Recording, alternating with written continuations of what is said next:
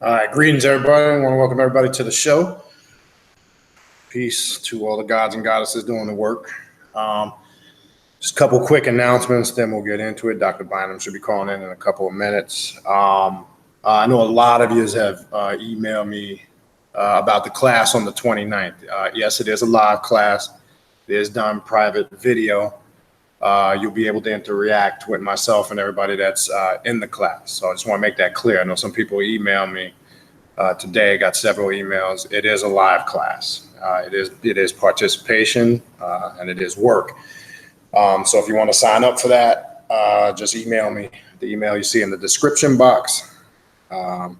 Same thing for readings and consultations. As I said in the last video, we will not be doing a ritual this month. We're taking a break this month. We'll reconvene next month. And then obviously we have the event coming up on in October, the 25th to the 27th. We're probably gonna have a drumming somewhere in between there, now and July. Haven't decided the day. We haven't been out on the beach in a while and drum, so that's gonna be coming up shortly. And the event in October is the 25th to the 27th. And again, readings or consultations, just specify when you email me your time zone. It's very important. Your times and days of availability that work for you. Excuse me. And if you want a consultation or a reading, specify. And I'm usually get back or schedule it within 2 to 3 days, usually 2 for the most part. So I'm going to keep the announcements kind of brief. So we're going to welcome back to the show this evening, Dr. Edward Bruce Bynum. I know we talk about and focus on different topics in dark light consciousness, which we're going to focus on some areas of that, but he's also authored many other books, just to give you some of the titles: Why Darkness Matters, The Magdalene Poems, The Luminous Heretic, The African Unconscious, which is a really good book. If you haven't read that, I would definitely check that one out. And I think maybe next time we might focus on that. The Roots of Transcendence, another really good book, along with many others. All his books, innertraditions.com is the publisher for most of his books. You can go right on that website. You could also find all his books on Amazon. Most of them are available in digital format too. So if the Kindle thing is your thing, and I know some people on a more modern level reading digital. I prefer the hard copy. That's just me. Nothing like holding an actual book in your hand. That's just me. But his books are available in all formats and pretty much on any platform on the web. He's also not new videos, but over the years he has put.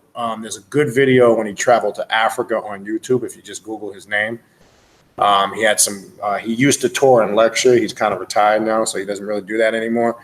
But if you Google him on YouTube, you will find some of those videos where he did some live lectures a few years back, just to show you that he's been, teaching and breaking this information down for many years.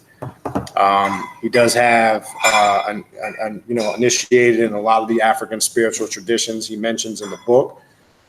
His left-hand path affiliation is with the Tantric Dravidian, or what somebody would know as, the Brahma Marga and Tantra, what we know in modern day India.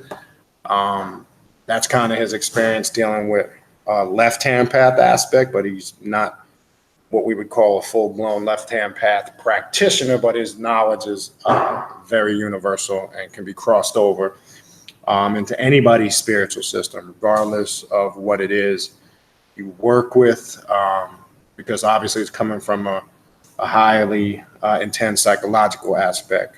As you know, Dr. Bynum is a clinical psychologist who currently works in UMass, or University of Massachusetts in Boston. So that's kind of the perspective we will be coming from this evening. So again, he should be calling in a couple of minutes. I told him to call in at 8:10, just so I can run through the announcements, and then we can kind of get into the subject matter. So I hope people reviewed some of his work. Have your questions ready. You can type them in the chat at any point. get them in there early. And then when we get to the question portion of the show, they'll already be in there, but have some questions, put them in caps, and have some questions on the content of the book. As I said, this is why we bring these authors here, so you guys can question them and get some, detailed information of, why they wrote the books that they wrote. If you would like to come in live and ask a question, when we get to that portion of the show, just type in you want to come in live, and I will send a link to your email. And then you can come in live and speak to Dr. Bynum directly and ask him a question. But again, that'll be at the top of the hour, slightly after it, around the 9:15 point. But again, at any portion, once questions, arise, just go ahead and type them in caps. And when we get to that portion, we'll be ready. We can just go through the questions to kind of keep it flowing. So again, have your questions, very important. And I hope we've had Dr. Bynum on several times now. Regular listeners should be very familiar with his work, and I know some of you are, and I hope some of you that recently got introduced to him, have ventured out and gotten his books. Okay. So again, we will just give it another minute or two, and then we will go ahead and bring him in. All right. Just waiting.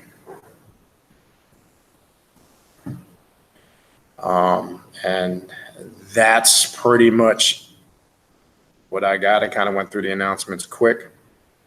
And again, just to repeat, if you came in late, I know people have emailed me about a ritual for this month. We're going to take a break this month again and reconvene next month.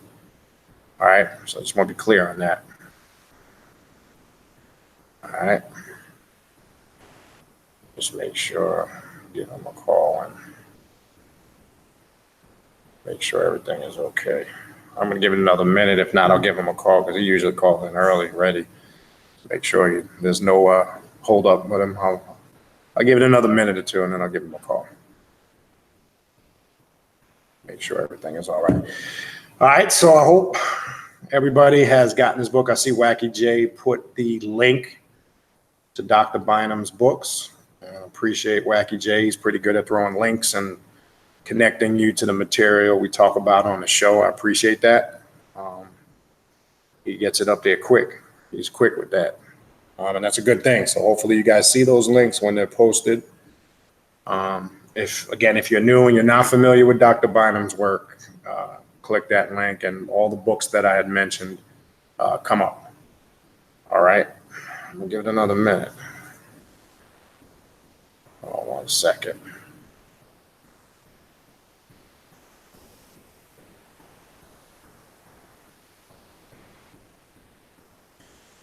All right.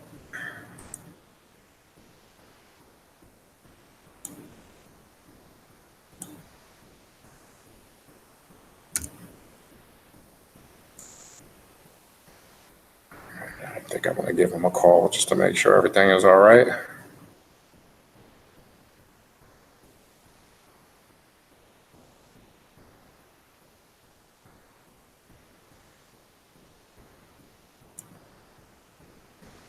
All right, hold on. Yeah, I'm going to give him a call real quick just to make sure because he's never late. Maybe he's busy or got held up. All right, 1 second.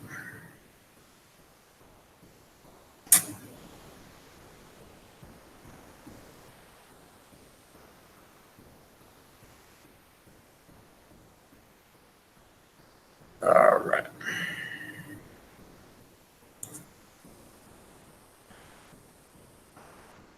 Should have went to the spam folder.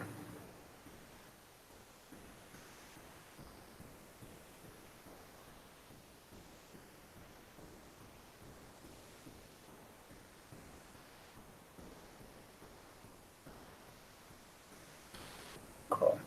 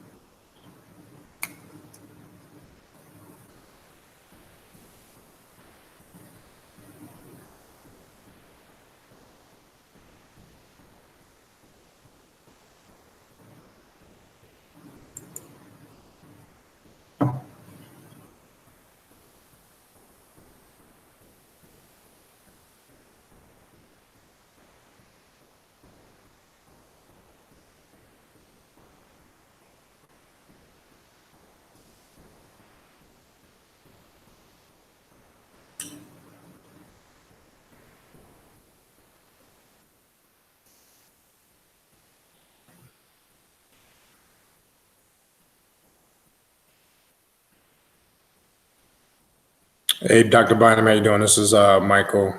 Just checking to make sure everything's okay. Waiting for you to call in the radio show. Make sure you got the number. Emailed it to you again, 561-962-1137. Wait for a little bit. If something happened, just send me an email or give me a call back. 718-880-0460. Thanks.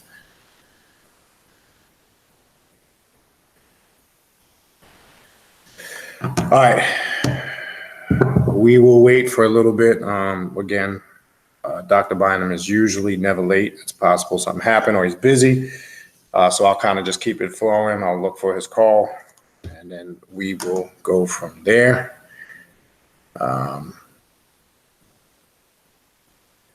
Yeah. Yeah, I got the line. The line is up and running. I have the screen up, so I'll look out for his call.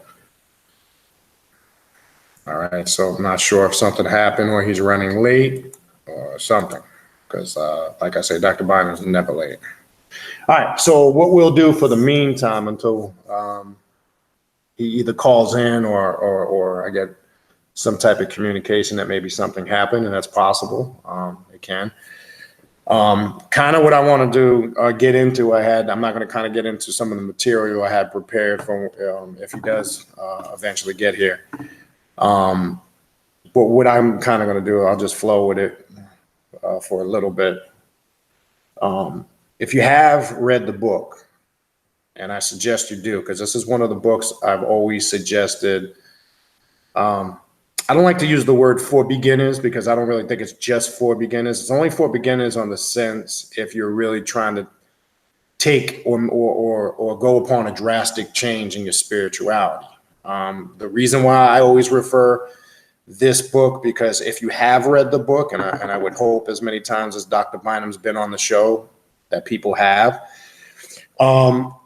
he deals with the psychological aspect, the book is in depth. It has different rituals, exercise that gets into the intense aspects of meditation, working with the Kundalini, the serpent energy. He's got detailed breakdowns of the various different Egyptian mysteries. He gets into spirit possession, different African spiritual systems like Voodoo, Ifa, which he has been initiated in those traditions also.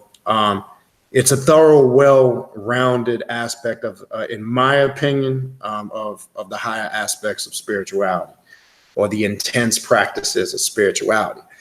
But the beautiful thing about the book, and the book is actually, if you've read the book, it's a long title, Dark Light Consciousness, Melanin, Serpent Power, and the luminous matrix of reality. He gets into that paradigm, that illusionary. There's a whole section in there on dealing with the shadow self, and we talk about a lot of that on this path. Some of the material I have prepared for tonight to discuss with him if we connect is staying grounded psychologically.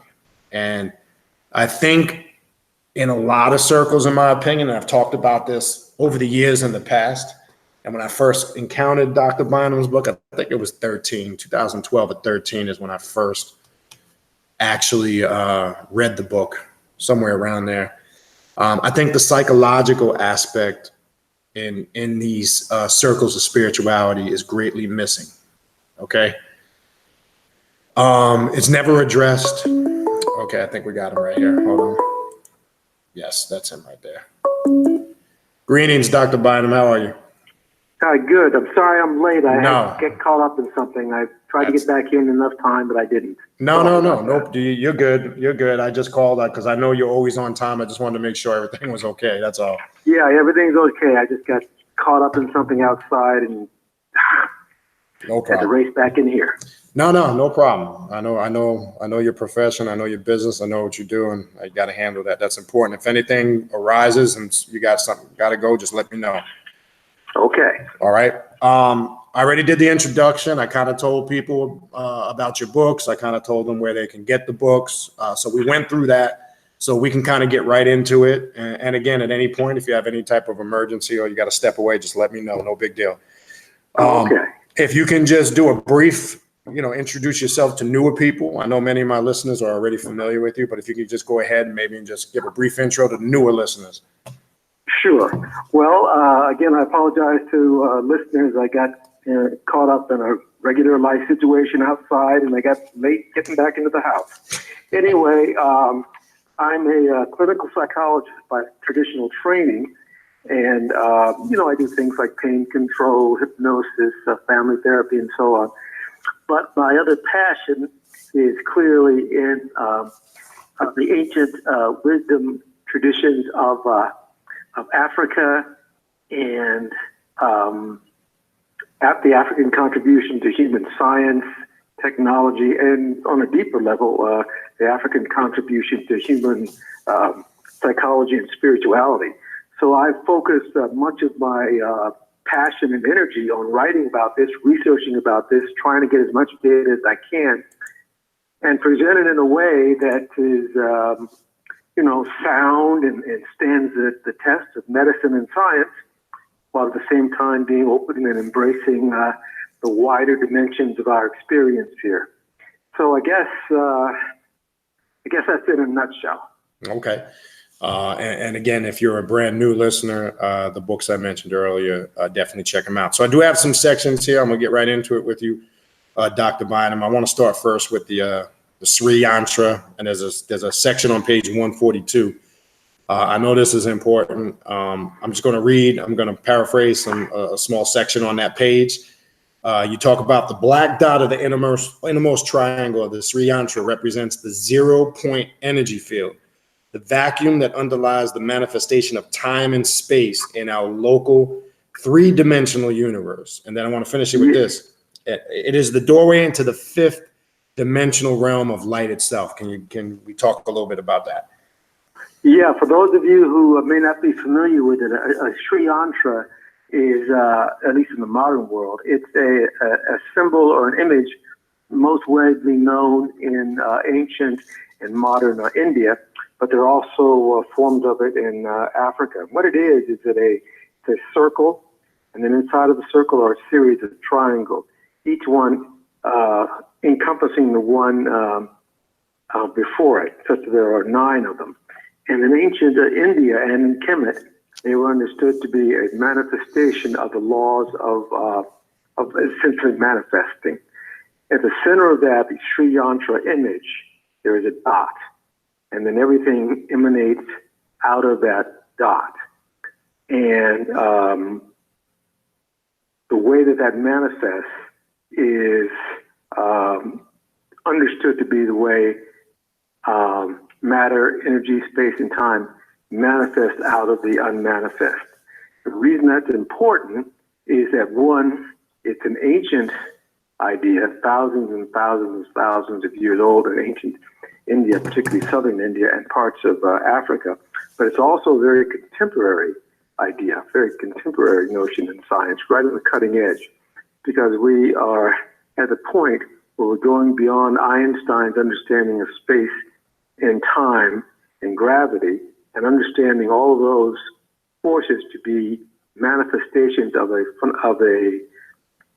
realm that's deeper than space-time, matter, gravity, and so forth.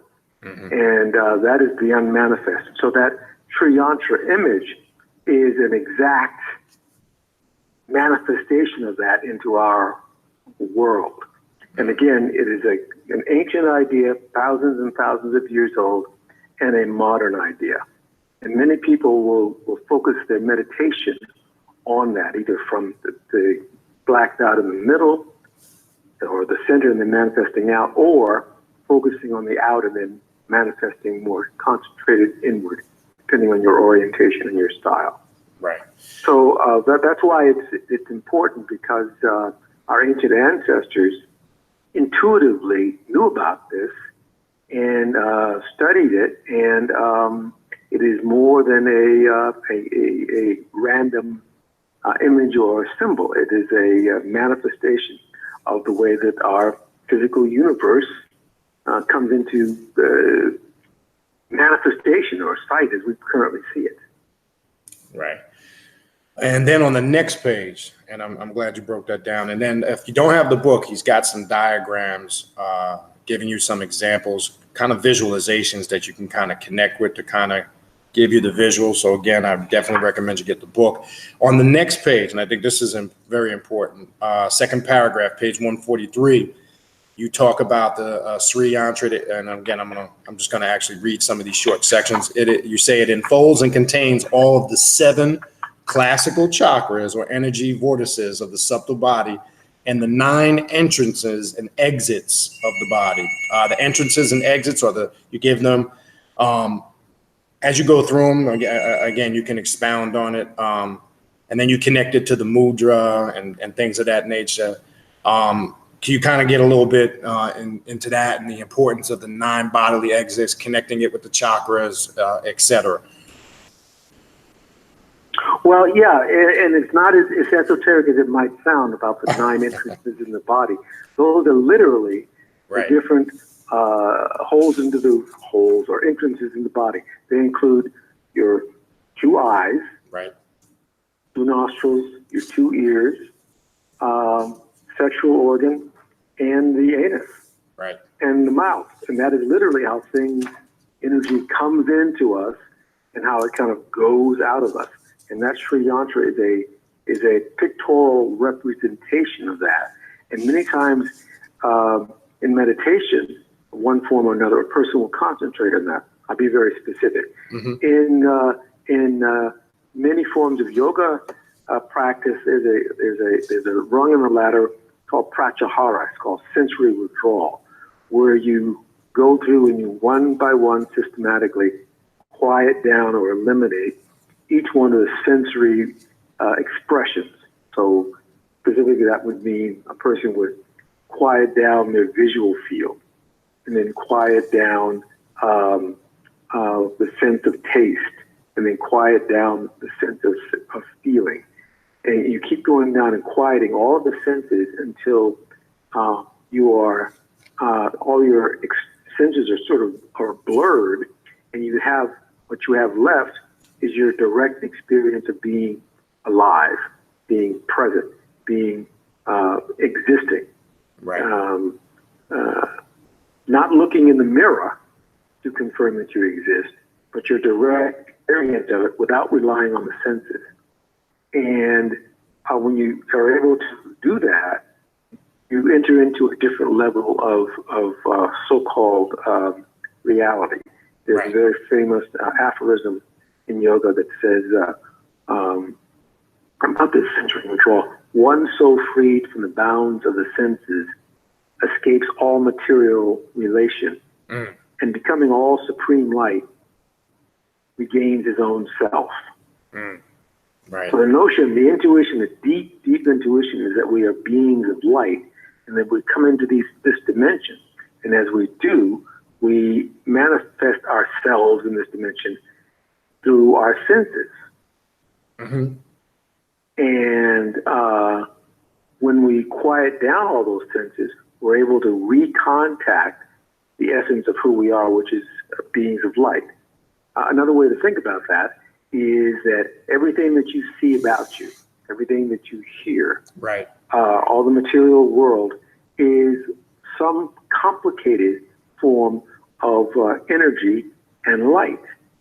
All of it, whether it be the bed you're sitting on, the table that you're eating from, the fork that you're using, those are all different energetic expressions of matter. But matter, on a more fundamental level, is light. And so it is literally getting back to the original source of light itself, the quantum sea of light energy. There are innumerable ways that scientists and poets and artists of one form or another talk about it. But the essence of it is your deepest experience that does not require external verification, rather your deepest intuition of what you are as a being. That's right. And that is not dependent on matter. So it takes a lot of energy, meditation, so to speak, prayer, whatever your path is, to get to that point. But we all intuitively know what that is. Everybody listening to this intuitively knows what that is. Correct. And I want to back up for a second and ask you two things before I get into the next section. Just for those that, when you talk about this light, and I know one of the portions of the title of this book is dark light. When you say dark light consciousness, which, for the newer people that have not read your book or that might venture in getting your book right after this show, explain what you mean when you're talking about light. Now, I know it goes beyond, we're not talking just about a physical illuminating light, obviously, but if you can kind of break down that dark light consciousness that you speak of. Yes. Let's talk about that. You wake up in the morning, open your eyes, and you look around at the room you're in, and there's the bed, the clock. So when you go and you have your breakfast, you go out, you meet people, you do all kinds of things in the world, and everything comes to you, and it is a form of light, whether it be visual light or some other form of stimulation. Okay, that's all we'd call that light.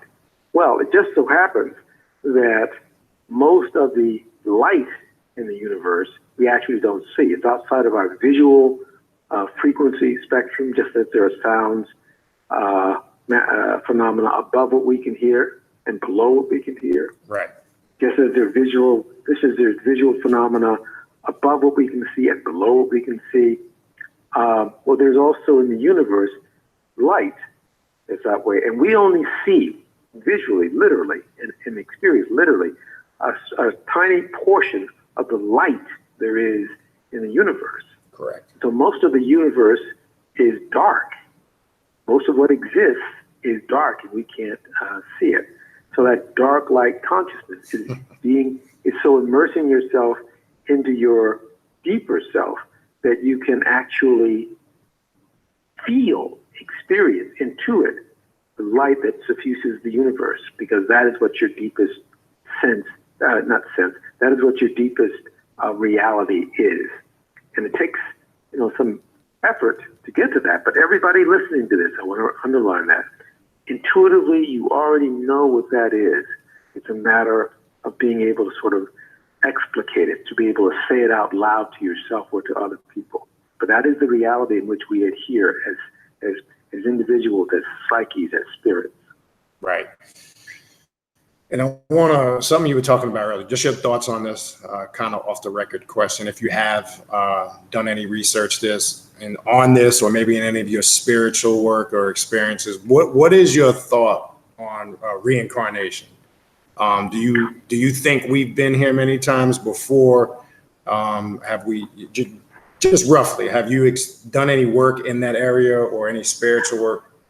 Yes, I have. And actually, it's an interesting question, because until modern times in the Western world, most of the peoples of the earth accepted reincarnation Correct. As a matter of fact, of given. Right. In the Bible somewhere, someone in the New Testament is wondering if Jesus the Christ is the reincarnation of Elijah, right, the prophet. Right. In ancient India and modern, to a lesser extent, reincarnation was assumed to be the way it was. And certainly in China, South America, and so forth. So it's really, that question is a minority question that has arisen only in the last couple of thousand years in the West. And in fact, most Christians believed in reincarnation. Correct. Most of the early Christians believed in reincarnation until there was a big convention in the early, I think, 411 or around in there somewhere, the Council of Trent, where all the bishops of the early church got together and they decided what books are the okay books to keep in the Bible and what books weren't. And they threw a lot of books out in terms of organizing the religion, and a lot of those books accepted reincarnation.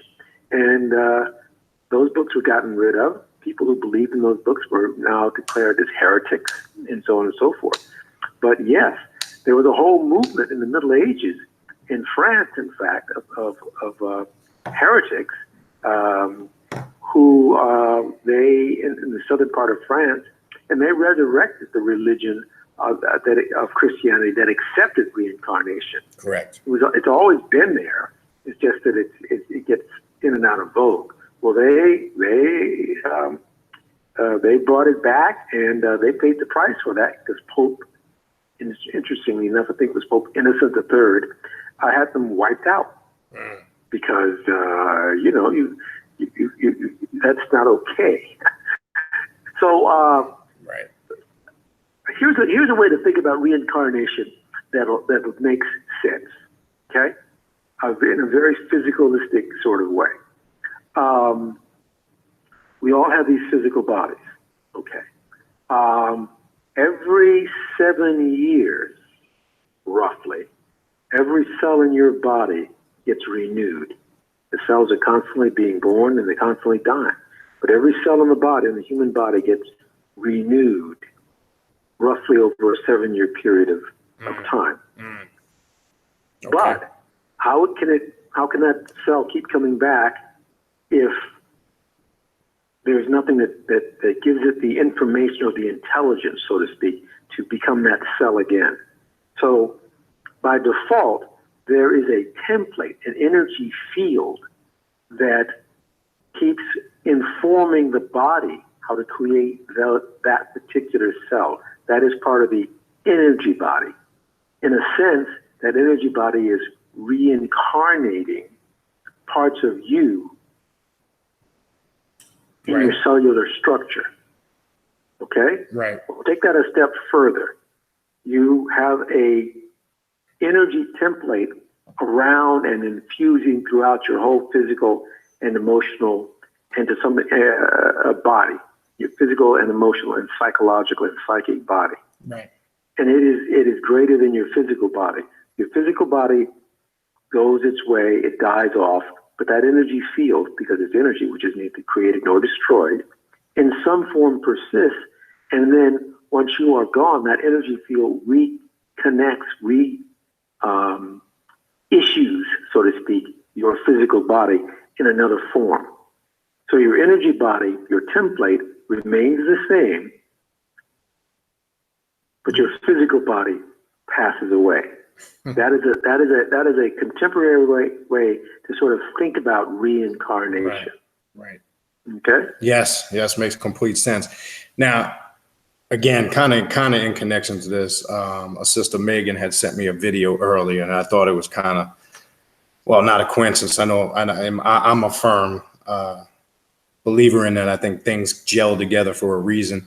She sent me a video of I can't remember the African man's name in the video, but they linked his DNA going back well beyond 330,000 years, and it just mystified them because it was nothing that they had ever seen before as far as connecting it to what they know on back to, who they call Adam in the Bible, who some of these scientists were saying, I know we say 6,000 years, but obviously they were tracing this and gauging it up to 60,000 year period. And they have no explanation of how somebody's DNA can go back that many years. And some of it that they compared this DNA up against, they were using ancient Egypt and Samaria. And it even mystified them because his DNA appeared to be older than some of the characters in ancient Egypt and the pharaohs. I'm bringing that up because when you talk about, melanin, right? And we know you talk about the Noro and the Nero, and we know all civilization has started in Africa. In your research and dealing with DNA, I know you get into different aspects of it in your book. How far do we really, I know we gauge stuff on historical data and religious, or philosophical doctrines and cultures. In your research with, DNA, melanin, and things of that nature, how far in your research have you done? Do we actually go back? Where can we trace our origins to? As far as, I know we can't get an exact time frame. I know these are just, gauging it based on the data, but in your opinion, in your research, how far do we actually go back? Modern geneticists, the folks who study DNA from one angle or another pretty much acknowledge several things. One, as you pointed out, we are an African species in our deepest self, and we have different surface manifestations. Part of us over the eons migrating in different parts of the world took on different surface appearances. There's an Asiatic form of the African. There is a European Caucasian form of the African. There are various ones, indigenous peoples in the Americas, that are variations of a deeper African template. Well, that template goes back approximately anywhere from 150 to 200,000 years ago. 150 to 200,000 years ago, we have been our present manifestation. We've had different surface expressions, but as we are, our capacity for intelligence, the way we have it now, goes back to at least 150 to maybe 200,000 years ago, which, by the way, is enough time for human civilization to rise and fall several times. Wow. Yeah. Now, bringing that up, and then I'm going to I want to go into inner tomb and breath, and I had something prepared for that, but just your conversation is striking some other areas. I know we talked about this on an older show a while back, but maybe you could elaborate again briefly on this. When you talk about this divine thing that we call melanin, you mentioned on a probably the first or the second show you were probably on a few years back, you talked about and you just mentioned the different templates of the African, and you went all over the world. I remember one time you were talking about how melanin has affected you. You made reference to the Eskimos one time. But you talked about regardless of what we're seeing on the outside, because I know some people get caught up on the physical appearance and the different templates, but you made a statement one time that regardless of that, each individual has the same ability to produce what you talk about in your book, that neuromelanin. If you could elaborate on that, because I think sometimes people look at a person's appearance and they kind of gauge that about how well they're connected, quote unquote, to the divine or this power. If you could elaborate a little bit on that. Yeah, I emphasize certainly in dark light consciousness, but also to some extent in the book, The African Unconscious, that the human species, us, Homo sapiens sapient, thinking man, he's a certain kind of hominid creature. That's the tree line that we come up through. Is in our current species dominates this planet. It's Homo sapiens sapient, thinking man. Well, he has two forms, at least, of melanin. There is the surface melanin that is most readily observable, and those with the deepest and most intense manifestations of that are what we think of today as Africans. And by the way, the Africans in the central part of the continent are of darker skin than the Africans in the southern part of the continent. People forget about that. But the Kalahari Bushmen, their melanin is more of a browner, yellower kind of melanin. But nobody goes around and wondering, are they really Africans? Obviously, they are. That's right. So that's surface skin melanin, and it's important for sure, and it changes based upon where we are, where we've migrated on the planet. Because if you don't have really dark skin in Africa, particularly in the Sahara and below the Sahara, you're not going to last very long because you're susceptible to the rays of the sun, and you will develop various forms of skin cancers and so on, basal carcinomas in particular. So you have to have dark skin. Any creature, mammal in a warm and temperate climate has to have dark skin because to counteract the effects of the sun. That's right out of Cheikh Anta Diep's book, Civilization. Well, I don't want to get too far afield, but let me come back to this. is so that there is that surface melanin which changes and people can become obsessively preoccupied with it. Yes, it is important. It's more politically and culturally important than it is biologically important, but it is important. Right. Then there's a deeper melanin that is the one that guides the direction and the unfoldment of the human nervous system. Human nervous system, from inside of the embryo in our mother's womb all the way to our nervous system until we are born. And then after we are born, it continues to guide the unfoldment of our nervous system and our higher cerebral structure. That melanin is neural or brain melanin, and it is concentrated primarily in the spinal line and in the nervous system and in different areas of the brain. The whole surface of our brains, folks, is dark. Now, that's not because of the effects of the sunlight darkening it. No, it is because that is the way we are built. And the peculiar thing about neuromelanin, melanin also, but in particular neuromelanin, is that it has the capacity to change its vibrational manifestation depending on what is going on. In other words, it can convert one form of energy to another. That's why it's so interesting. And under certain circumstances, it can change its intensity by a factor of 10. Right. And that is what happens. And when that, I suspect that when we are in states of intense intellectual or spiritual engagement or arousal, that the melanin, the neuromelanin in our brain spinal line is particularly intensified or amplified. Right. Now, we also have one last thing. We also have not neuromelanin, but other forms of melanin that line the inner organs of our body. Right. So your heart is covered with melanin, your internal organ systems, and so on and so forth. And it has the capacity to come into resonant affinity with itself within the whole body.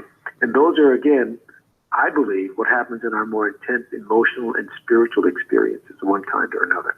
Right.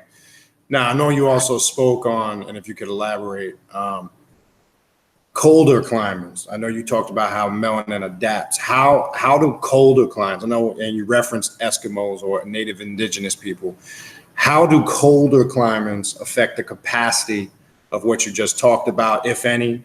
Is there an adaptation? I do not know of any indications that neuromelanin is affected by the climate that you or your group have acclimated to. Surface melanin does. That's correct. For sure. Right. As Africans left Africa and migrated up into the cold and the ice, they lost some of the melanin on the surface of the body. The consequence of that has been a lightening of the skin, and also certain disease processes come with that. If you require vitamin D synthesis more, if your skin is lighter, there are a lot of things that happen to it, and there are some indications that the further you go from your primordial source, there is an effect of increasing calcification of the pineal gland. Right. And it's a surface phenomenon, but nevertheless it's there. The reason I'm bringing it up is that the pineal gland is associated in many, many, many spiritual, religious, and contemplative traditions with the capacity to enter into altered or higher or deeper states of consciousness and concentration.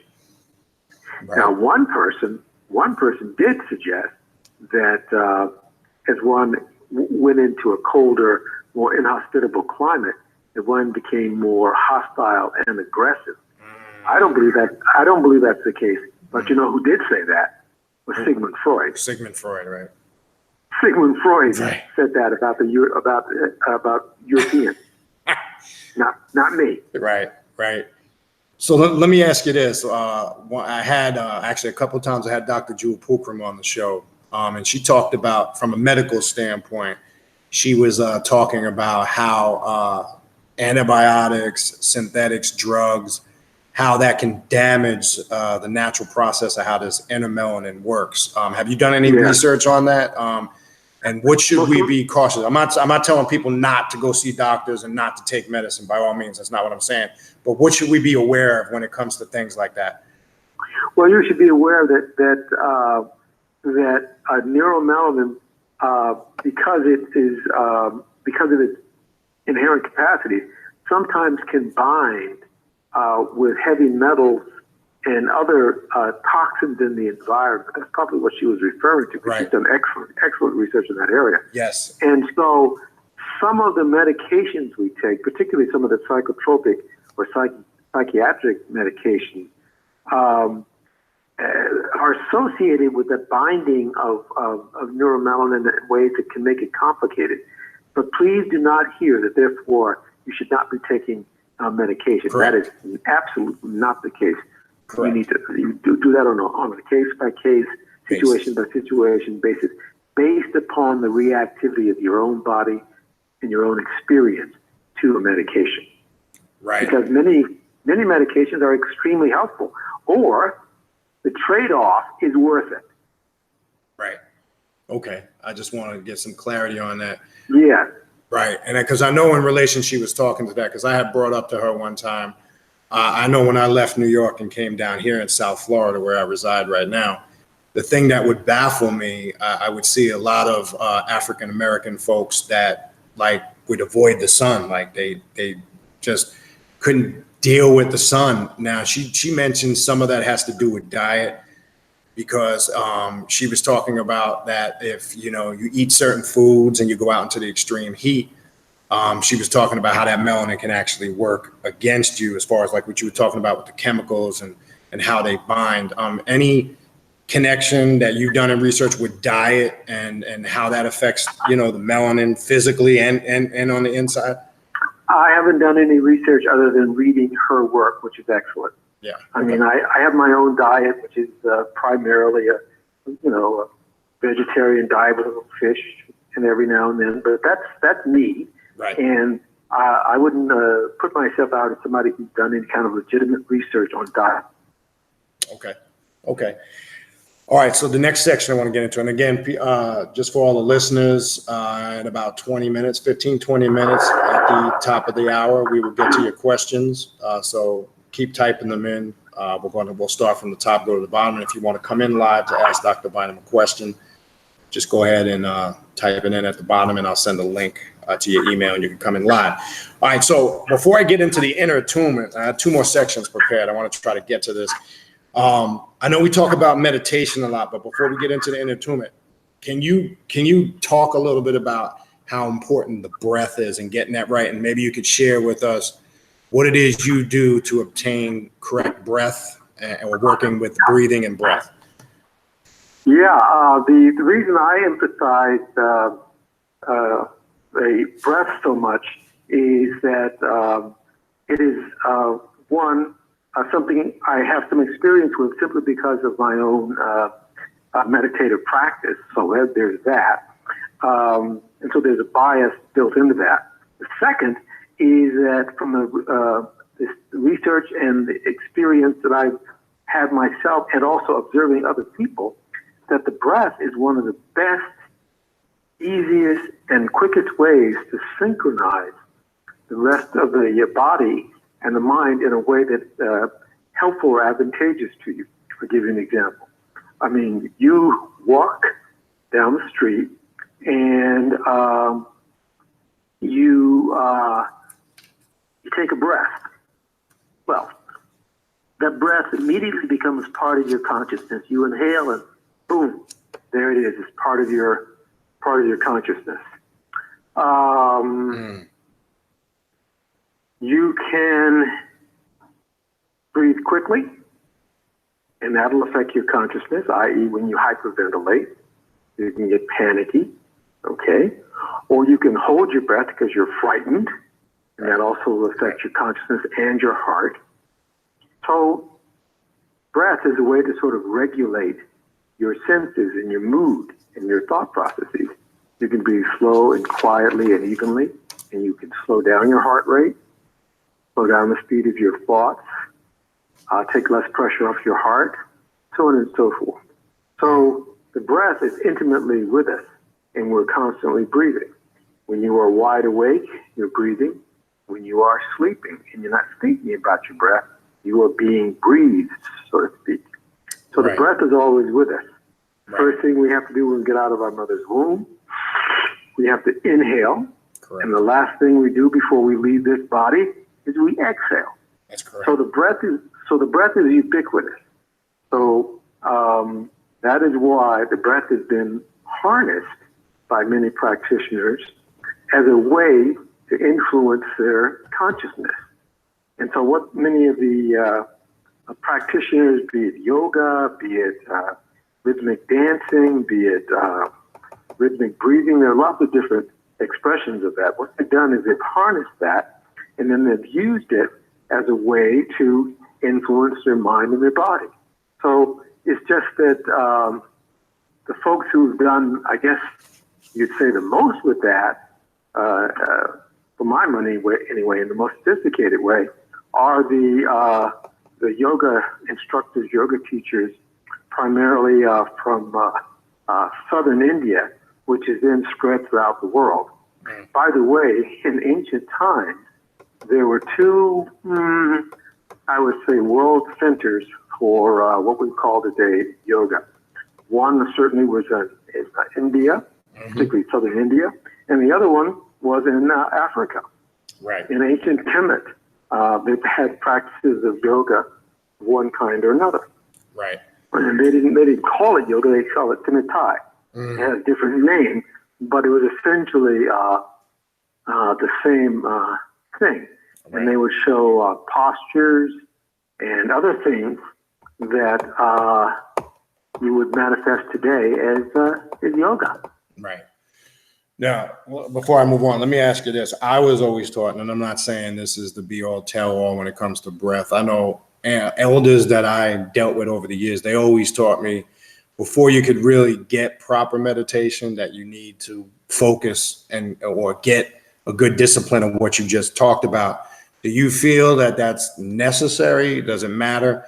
Because I found when getting that breath aspect disciplined and under control, it seemed to enhance the meditations much better. Just your thoughts on that. Yes, it greatly helps. Is it absolutely necessary? It's a matter of practice. Like you don't have to, one doesn't have to practice yoga in particular to be a highly spiritual individual. You will do some breath work, but it may not be that you develop it to the extent that, say, the Indian yogis have, where they have a whole branch of yoga referred to as breath control or pranayama. Right. More likely, you're going to associate it with your movement or your dance. That gives an example. The Kalahari Kung people, the quote unquote Bushmen in South Africa, who work up the Kundalini in their rituals and dances by all night dancing, chanting, stamping of the feet, moving, flexing the lower part of the body, particularly the lower part of the body, to awaken this, what they call Num, N-U-M, energy that rises up the spine. Okay? Correct. Well, they are not sitting or down and doing the kind of breath work that, say, someone in India, Rishikesh, some other place like this in India would be doing. They're using it, but it's incorporated in the dance, in the movement, and so on and so forth. So it's not like thought of as a separate discipline, but you are essentially working with the breath in circumstances like that. Right. So it comes in different ways, and again, I want folks to understand that they have to follow their own intuition, their own inner guidance, their own sense of where the light, so to speak, will lead them. Because there's not just one path. There are many paths because there are many kinds of us. Right. And so you have to listen to yourself and you have to make a choice. And it really, really, just in that pure technique, it really helps significantly to be able to quiet your nervous system, slow down your thoughts, quiet your organ responses and so forth, so there's not too much noise, so to speak, rushing through, so you're more likely to be able to hear yourself. And the more you're able to quiet down and focus and hear yourself, much more true and clear your progress is going to be, and you won't be running off having all kinds of delusions. You'll have a steady, clear, thoughtful, perceptive, and grounded experience, and one that you can relate, tell, and describe to other people. And it's really important in spiritual practice to be able to communicate what your experiences are to other people and have them also be able to follow that path, or at least confirm certain kind of phenomena, so that you can realize that you're on the right path for yourself. Very, very, very important that it be public. Correct. In some form. All right. Now, this here, I'm going to take a section, and I know this is probably not, if you could elaborate, I know this could be a topic in itself, but in the quiet, I'm asking you these questions because it's leading up to what I have here, what I wanted to ask you on page 152 in the hard copy, for those that might be following along. I'm going from the hard copy. In the section on the quiet inner attunement, you talk about some of the techniques and drawing down the different energies. You talk about the dragon and the ley lines, but there's a section here that stands out to me. Like you say, like any other scientific methodology based on empirical observation, this will not be apparent to anyone who has not followed the quiet attending discipline. This will not be measured primarily by the objective measures of light, but will be readily apparent by the measures of the subjective nature of light. And then it finishes, I want to finish with this here. It begins an attunement between the subtle descending electromagnetic grid of the solar expanse, the geomagnetic grid generated and emerging from the Earth's core, rotational dynamics, and the electromagnetic and the energetic field. Now you talk about this, there's more, obviously the whole section, you breaking down in different areas of connecting with this quiet or inner attunement. If you could elaborate on that. I know it's kind of complex. There's many dynamics to it. I was just pointing out one. Yeah, well, actually, it's not really that complex if you approach it with an open mind. I want folks to understand that, because I don't want folks to think that this is something that is so esoteric that this is outside of their reach. No, all we're talking about there is quieting the body and the mind with some of the meditative techniques, and the breath is one of them. It's just one, but it's a really, really good one. But when that happens and you quiet down your heart rate and you quiet down the speed of your thoughts, what you're doing is you're slowing down your heart rate, slowing down your speed of thoughts, and you are allowing yourself to get quiet enough inside to actually see. There's a place in the Bible, I forget exactly where, but it says, "Be quiet and know that I am God." Be still. Yep. Right. Well, this is another sort of just very clear expression of this. What you're doing is you're quieting down your system. And when you do, you begin to notice that everything is pulsing. Everything is alive. And there's a pulse that comes up from the center of the earth. And there's a pulse on the surface of the earth. And there's a pulse in your own heartbeat. And there's a pulse in your brain. These are all natural pulsations in the body.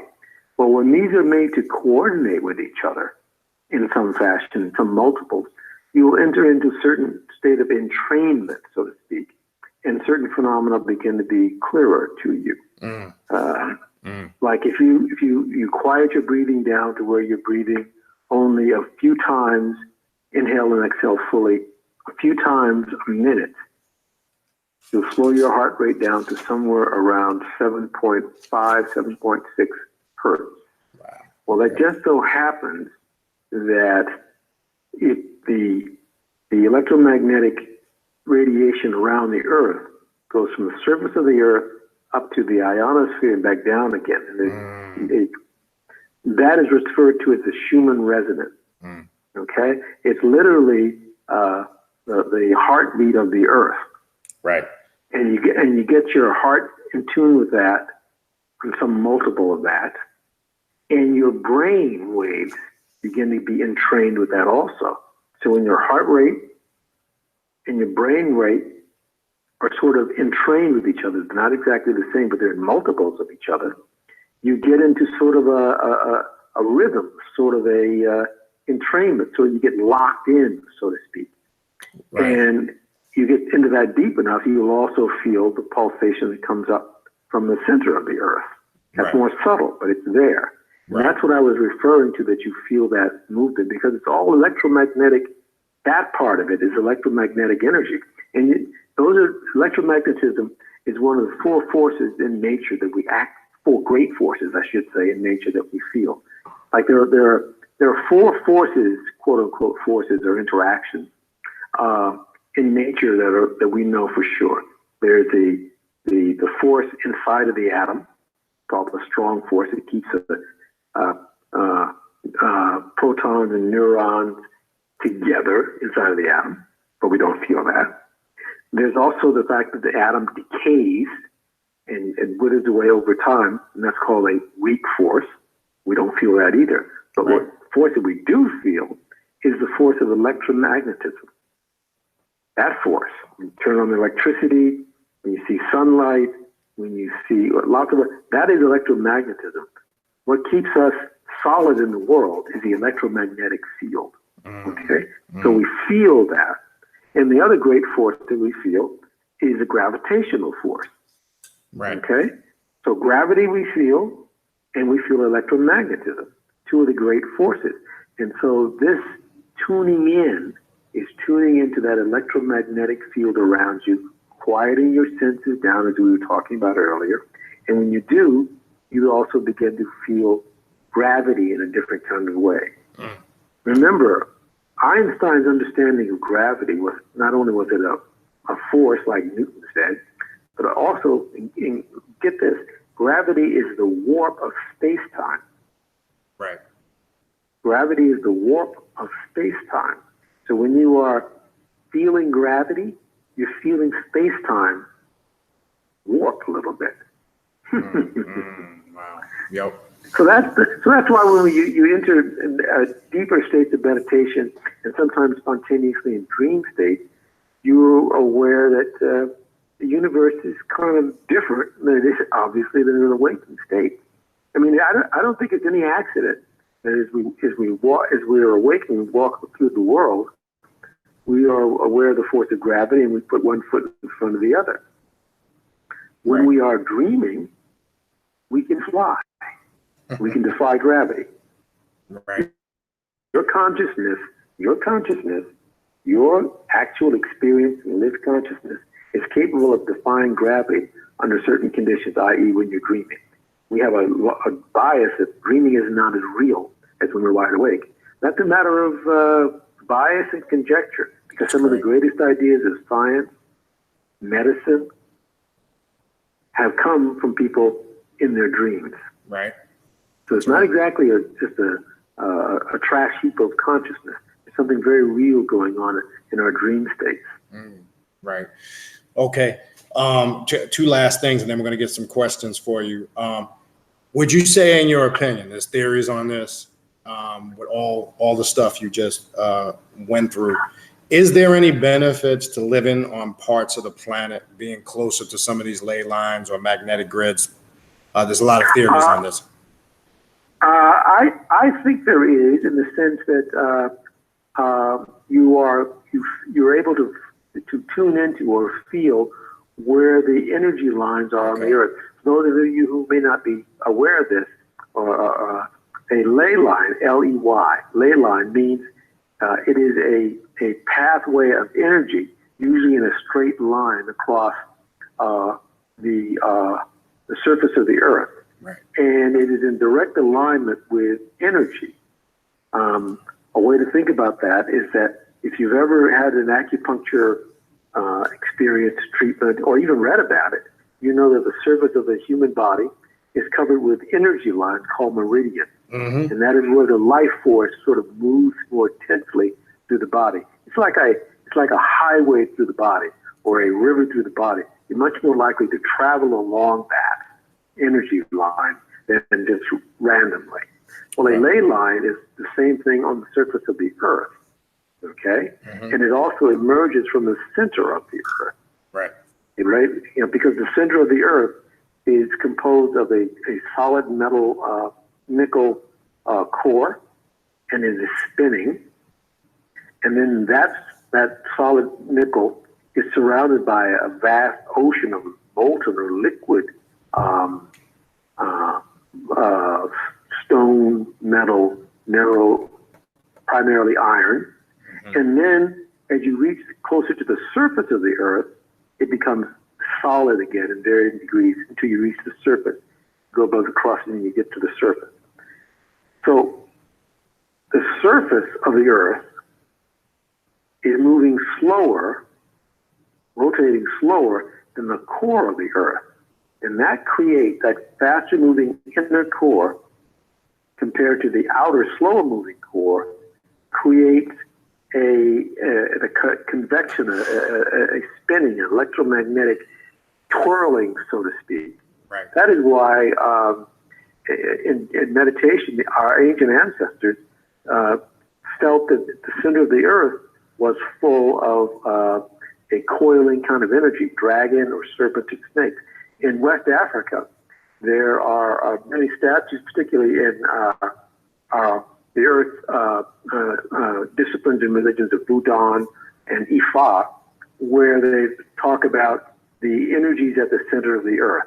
In ancient Kemet and the Memphite theology, they talked about energies at the center of the earth. Well, if you get quiet enough, you quiet your nervous system down enough, and anybody can do this, you spend the time and energy, you will feel, as your senses get quiet, a life force or energy moving through you.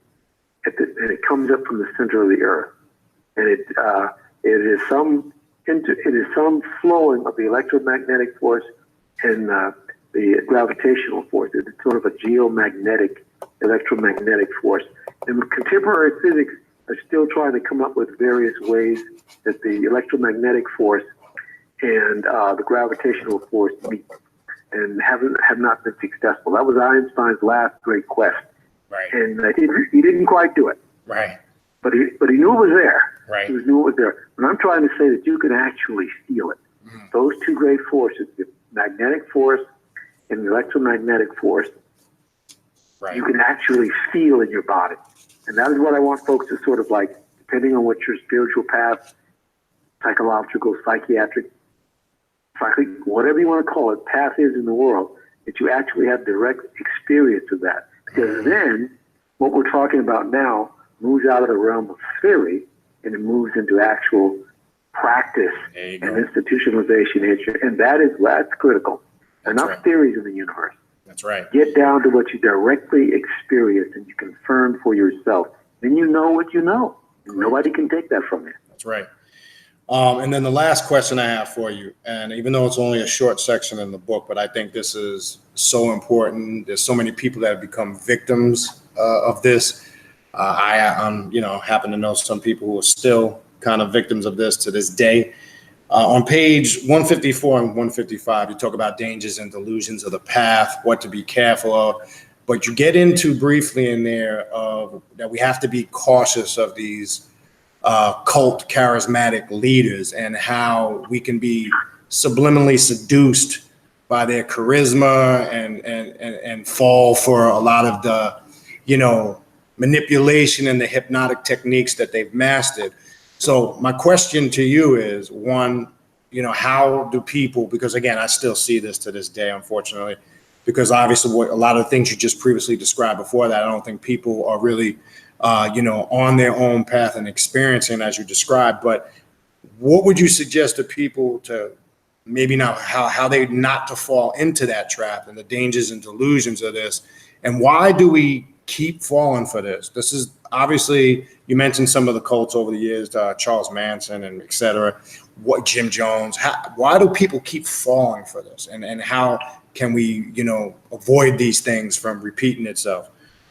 Well, it's pretty difficult to avoid it totally because we're all attracted to it like a moth is attracted to the flame. And part of it is because it feels really, really, really good.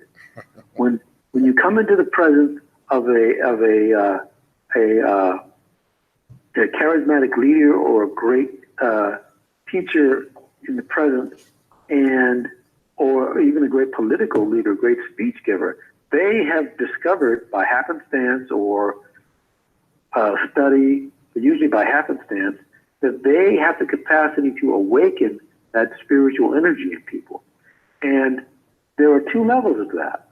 There's a phenomenon called pranayama, okay, and that's what I'm talking about, primarily. Right. And that is where a charismatic preacher or a politician or a cult leader or someone like that has the capacity, because it's partly awakened them, to get other people vibrating, so to speak, to their frequency. And the energy, that's the first wave of the genuine Kundalini energy, but it's associated with it. It's like the current in the river. And you can feel the current in the river, and it's powerful and it moves you along. It's not the fish in the river. That's the Kundalini. But it is the current in the river. And it feels really good. And a touch of it, one feels like you are alive in a brand new way. You've been baptized or rebaptized. It's similar to, and some of you who are listening now will know what this sensation feels like. It's similar to if you are a gambler and you're hot, and you're winning, and you feel blessed. You are in the zone. Oh, does that feel good? Okay? Right. And it's hard to say no to it unless you're really disciplined, because it feels good. Right. You could listen to you can listen to a person who gives a powerful speech and dislike what they're saying, but still feel the energy behind it. Right. Correct. Look, most of you listening to this right now, if you, I believe if you admitted it, if you turned on a speech given in a foreign language by somebody who was very powerful, say even somebody like a malignant force like Adolf Hitler or Mussolini, that's right. You would feel the power, the energy, and the way that they give that speech that is deeply moving. Even people who hated Martin Luther King could feel the power when he was giving a speech. That's right. When he was giving a sermon. People who are not even necessarily deep believers in the Christian path will still go to church just to hear the preacher preach. Because the preacher can awaken that up, can awaken it. There's a film out right now. I saw it a few weeks ago on autobiographical film on Aretha Franklin, and she's just singing. But whoa, when she sings, she could do it. That's right. She could awaken that energy. She had that deep, deep soul awakening capacity in her voice and her delivery, and she could do it. It's the same kind of thing. And a person may not even be totally listening to the words that she's saying, but you're moved by her delivery. Well, that's what I'm talking about that kind of energy, the pranayama energy. Right. Okay? And it is oftentimes awakened by sinister individuals, and then twisted in a malignant sort of way. But then there are others who could awaken that, and it awakens and liberates people. Martin Luther King could do it. Correct. He could do it. And even to a lesser extent, but still very powerful, the Reverend Jesse Jackson can do that. Right. There are people who can't do it, even though they're in powerful positions. Donald Trump is not going to move anybody with his oratory. Exactly. Exactly. He can get people turned on to his ideas. Right. And we won't even go any deeper into that, what that appeals to. Right. But that's not because he's giving a powerful speech. That's because he's stimulating other kinds of stuff. So those are the things we have to watch out for on the path. And the best way to do that is being able to study it in yourself so that you can realize, oh, that's what's going on. I feel that, but I know what that is. Right. And not be seduced by it. Right. Not be seduced by it. Right. Because it's very powerful and it feels good. You know, a charismatic leader can get people to throw away their lives to commit mass crimes because they have a tiny bit of religiosity that gets awakened. Folks who decide that they're going to go into a building and blow people up. Right. I'm talking about for religious reasons, not because of a grievance. I'm talking about when someone says, I have to do this because this is part of my faith. Right. They're moved by a stimulation of that religious current that moves through the body. And the imam may have done it or helped them do it or whatever, but that energy is there and it feels so good that it outshines the rational. That's why, and so that's why we do it, because it feels so good. We are deeply religious beings. Right. We're deeply spiritual beings. Right. And we keep, like a moth to the flame. But we keep coming back to that. And my own belief is that we do it over many, many, many lifetimes until we evolve to a place where we recognize that the energy is coming from within us. Okay. Appreciate that. All right. We're going to get to the questions so we can stay within the time frame. I'm going to bring Raven Hecker in first. Raven, are you there? Yes, I am. All right. Go ahead. Greetings, Dr. Bynum. Greetings. How you doing? I'm all right. I have a question in regards to, I was reading the Roots of Transcendence, and it got me to thinking. You may have touched on it. I haven't read it all, but you may have touched on it. When the individual has had trauma in their lives from a childhood, young adult, something very traumatic, rape, incest, horrible accident, a shooting, something that's just very traumatic to them. And they come across Kundalini, right? Unrealizing it to them.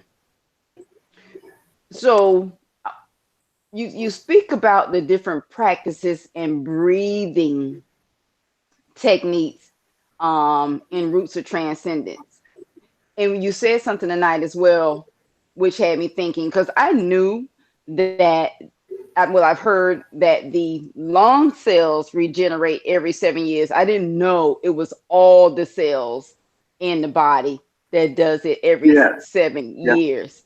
So that was very interesting. And I'm still looking at that in relation to my question. So my question is this: when someone has had a traumatic event in their lives and they come into a practice such as yoga, such as something that can address that, how can they best do it with utilizing the breath and addressing the chakras? Because we know that the chakras corresponds to. I lost your voice there for a minute. Oh, can you hear me? Yeah, I'm sorry about that, but I lost your voice there for a minute. Oh, not a problem. Well, I was speaking. Well, the question is, how can one utilize the breath, a Kundalini practice, to overcome trauma in their lives? Well, first of all, let me say unequivocally that I don't think that you should try to use Kundalini to overcome any kind of trauma. And in fact, you may end up exacerbating or making things more complicated. So I hope it's not too disappointing. But nope, that was perfect. Experience is not a substitute for good clinical therapy. It's not. It's not. It's similar to a person having a trauma and wanting a religious experience to overcome the trauma. I think in a situation like that, you have to address the trauma from a psychological and medical point of view First. First, or at the same time that you're having a religious experience. Being very practical, saying to yourself that you might you have this practice and you want to understand yourself better is different than understanding that you've had an experience and you want to forgive someone. Okay? Forgiving someone is not a substitute for doing psychotherapy or doing some other kind of treatment for something. So you want to keep those two separate, okay? You don't want to use Kundalini experience or anything like that as a substitute for another form of healing. They can go together, but sometimes awakening Kundalini can actually exacerbate a trauma. It can make it more intense. Okay? So that's really important. You have to address the emotional and scientific, emotional and medical part of that somewhat separately or parallel to the spiritual one, but one is not necessarily a substitute for the other. Understood. Okay. Got anything else, Reb? No, I know we're going short on time, so we want to address the chat. Okay, I'm gonna go through the chat. If anybody wants to come in live, let me know, and then I'll link them in. All right, so the next question I got for you, Dr. Bynum, I'm gonna go through the chat now. Ashara, Nocturnalist, asks, what do you feel about soul retrieval and the removal of the chakras, such as, or if you're familiar with Enoch Petrulli has written about, I don't know if you're familiar with that. I don't know anything about removal of the chakras. I don't know anything about that. But soul retrieval is very, very important and very, very real. Soul retrieval, for those of you who may not be familiar with it, is the approach of a practice that would be described as shamanistic. In other words, a shaman is a very powerful healer practitioner, and what the shaman does is he or she, usually he, in South America and in Siberia and Africa, but there are many females also. But what the shaman does is they engage directly that negative aspect, that negative force, that negative spirit, and they go into the unconscious, they go into the netherworld, and they will literally wrestle with that alien, negative, traumatic, personified energy, and help you harness it or quiet it or kill it or push it away. So that's, and because very often it's understood that a person's trauma has driven away a certain part of them, driven away their soul. Sure. So the shaman will go in and, at some risk to themselves, I might add, retrieve, bring back that disowned or projected out part of the self, the soul, and bring it back into your consciousness. So that's what soul retrieval is. And many of us have different levels of trauma. Some of us are fortunate to have relatively little, and others of us have had an enormous amount of trauma. But I would venture to say that most people of overt African descent in the U.S. of A. have some form of trauma based upon the dynamics of racism and slavery. There's even a syndrome that is being argued in the American Psychiatric Association diagnostic areas, referred to as not PTSD, but a post-traumatic slave disorder. Right. And that is where, in a person's family and sometimes in their own individual behavior, they are reacting or responding to some of the malignant phenomena that occurred during the antebellum period in the South and afterwards. Sometimes some dysfunctional aspects of African American families have been traced to the conscious and intentional disruption of African American family life during the antebellum slave period. Right. The willful selling off of parents, child, family, and so on and so forth. The difficulties with keeping families together, sometimes actually making intimate connections and sustaining them between men and women, can, by some clinicians, be traced back to that post-traumatic slave disorder. Attitudes about work, attitudes sometimes about money, attitudes sometimes about academic stuff can be traced to that.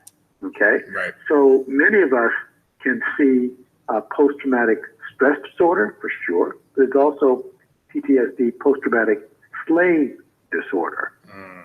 Okay. And all you have, and if you don't think that you're experiencing that in some way, turn on the TV some night and watch the current president of the United States say some of the things that he says. That's right. And you know where he's coming from. Exactly. He never uses the N-word. Right, but you know. But you know who he's talking about. Sure.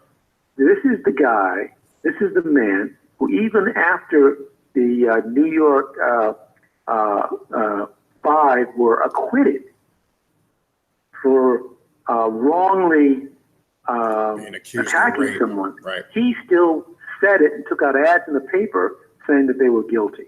Correct. This is how this man, using similar tactics, became president of the United States. And he wakens that up in us, in the African American people. And he knows he's doing that. Sure. So, and a lot of us react to that. He knows he's doing that. Sure. And he knows that Benny and his base love it. Mm-hmm. I agree.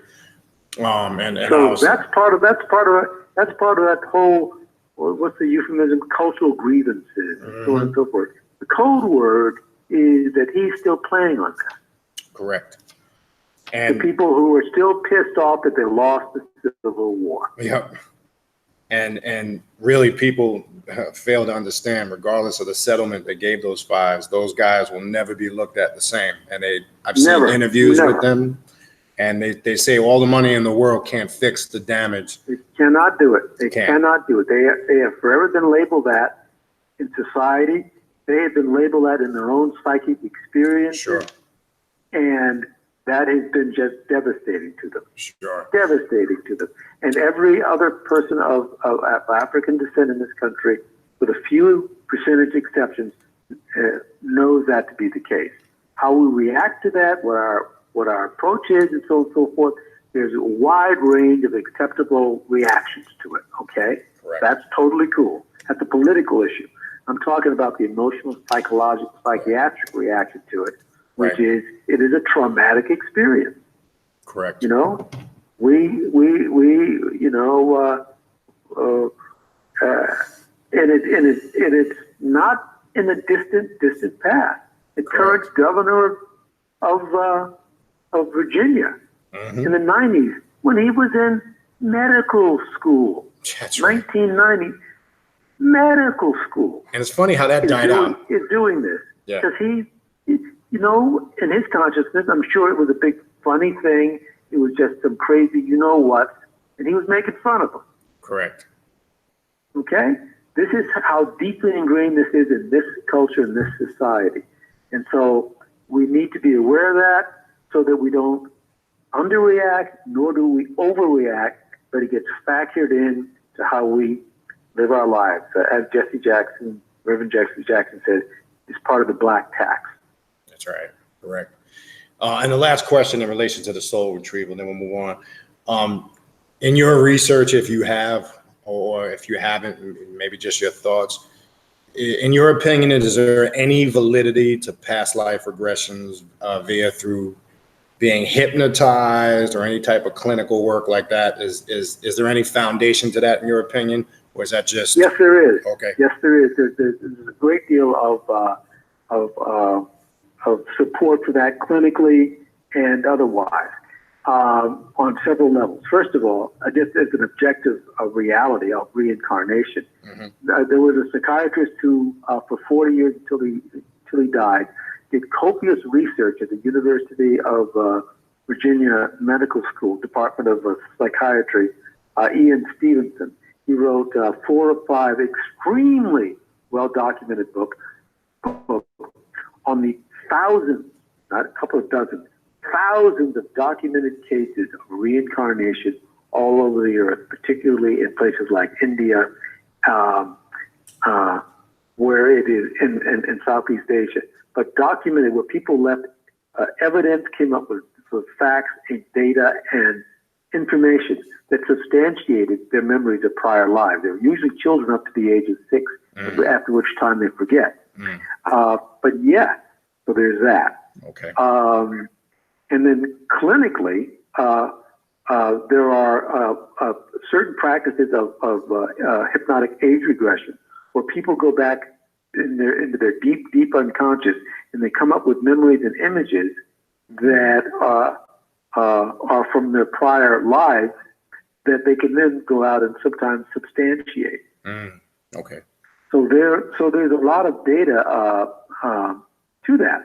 And again, it's going to be either past life regression, that's what it would be called, and the methodology is usually some form of clinical hypnosis. Now, in a not particularly controlled way, we all have access to that sometimes in our dreams. Sometimes we have images that come up in our dreams that when we wake up in the morning, we say, now, where did that come from? That's right. And it's got nothing to do with anybody that you know now, but it's sort of a contemporary, not contemporary, it's sort of a memory that you have, but it's not based on anything that's going on in your contemporary life. And it's usually somewhat not very well organized. And many attribute that to flashes from your deep unconscious. It's called, in India, yoga, it's called samskaras, rather. They're images from your deep unconscious. Remember when we were talking earlier tonight about your energy body? Yeah. Well, those are the memories that are in our energy body that we take with us from life to life to life. Okay, and it's an energetic aspect to that. Right. Okay, so there's a lot of data that's objective and actuarial and anthropological, substantiating reincarnation. Look up psychiatrist Ian Stevenson, IAN, Yes. Stevenson. And there are many other books in that particular area associated with him. There's a whole work on clinical hypnosis and age regression that goes into past lives, and then looking at one's own dreams in a quasi-systematic way for images that we don't know where they come from. There's an association in many clinicians' minds that those are past life experiences. For those of you, before we leave, there's an excellent book on past lives by a psychiatrist called Many Mansions. I think it's Many Lives, Many Mansions. Okay. And it comes from a paraphrase by Jesus Christ. It says, "In my Father's house are many mansions." So it's a paraphrase of that to a certain extent. But there's a lot of data, so we can move on now. Okay, appreciate that. All right, so the next question, your thoughts, if you're familiar with this from Necrocanon, and some occult teachings such as, I know it's Tahuti, but spelled DJHUTI, to place your consciousness in your third eye when we are crossing to the other side to retain our memory of this lifetime. Have you ever heard of any type of technique or practice? Yeah, I have.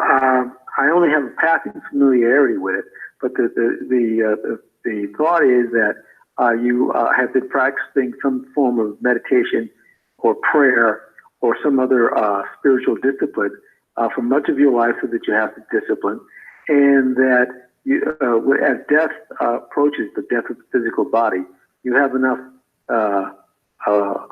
discipline and wherewithal to focus your attention above your eyes to the third eye / pineal gland area, and stabilize your attention there.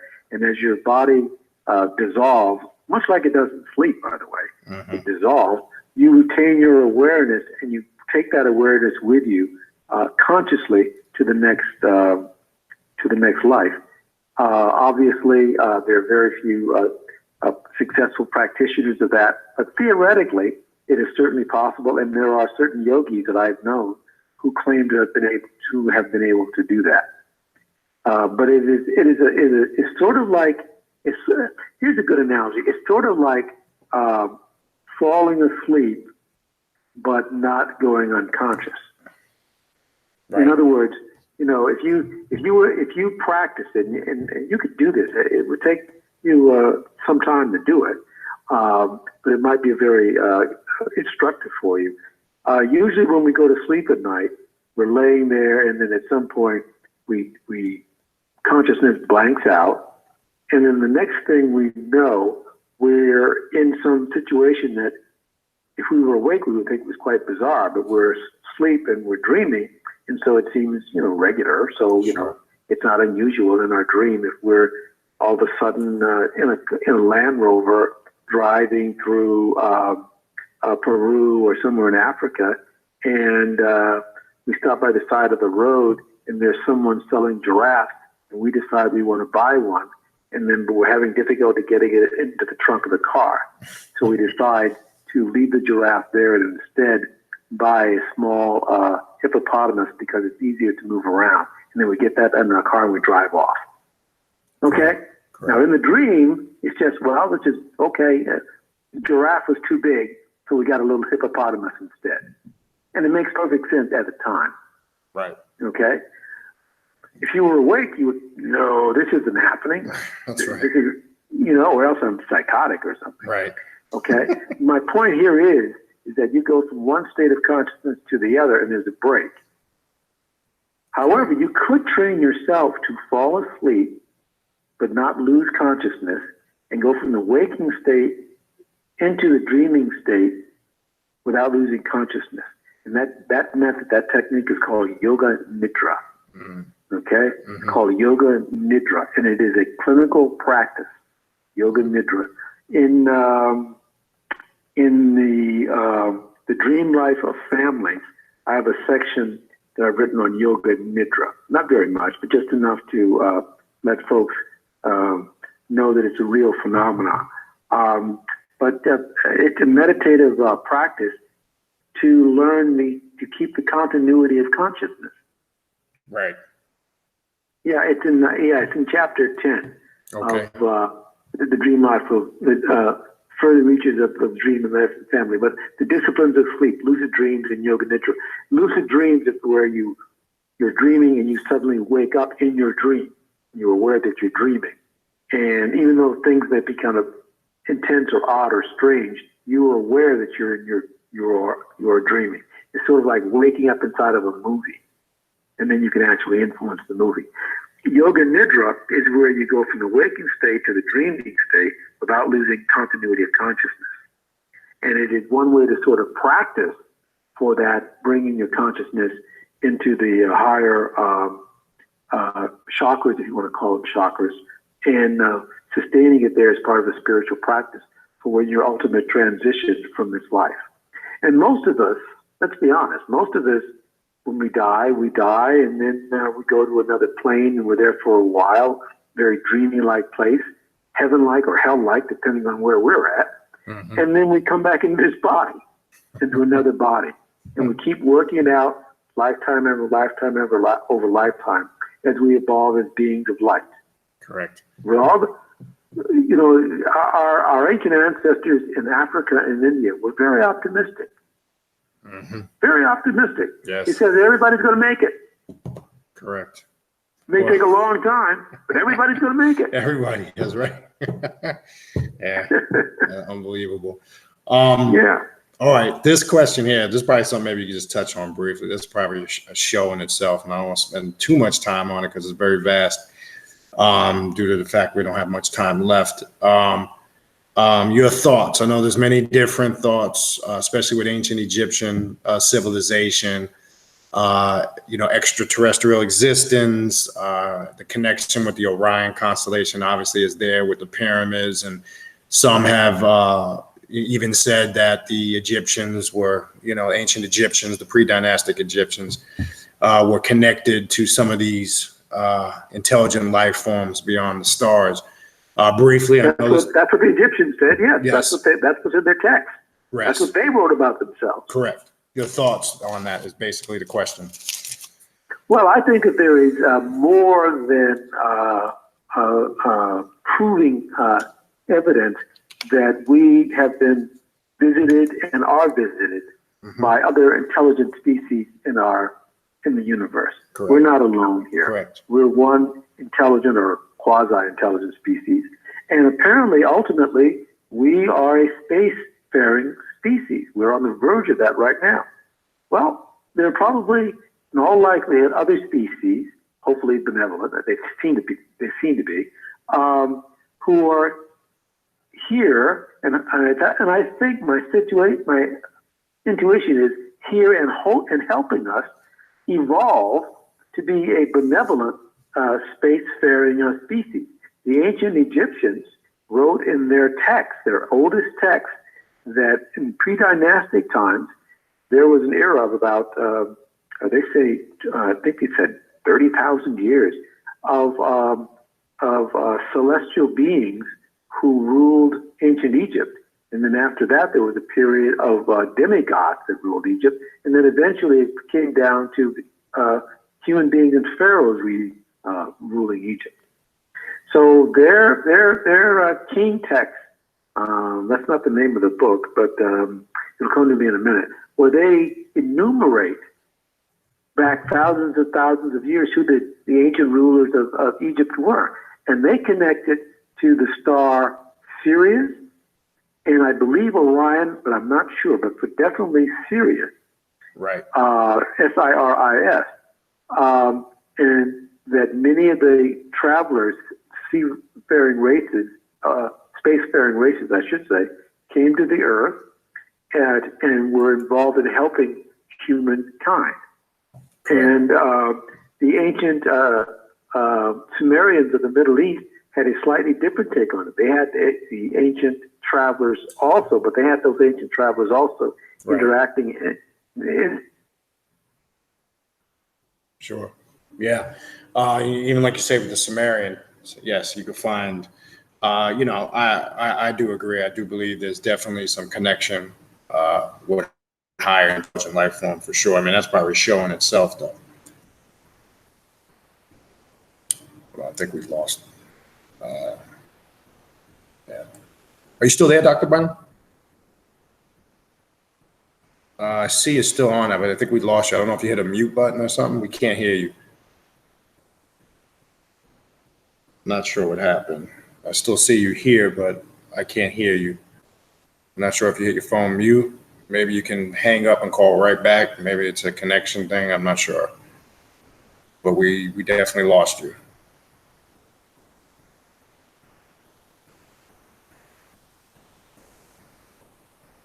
Okay, we lost the connection with Dr. Bynum. You there? Yeah, we got you now. You're back. I can hear you now. Okay. Yeah. Okay, good. Yeah, I was just topping it off what you said. Definitely when you mentioned the ancient Sumerians, I definitely do agree with you. Obviously, we'd be fools to think we were the only intelligent life form in the universe. I think that's ridiculous. Right.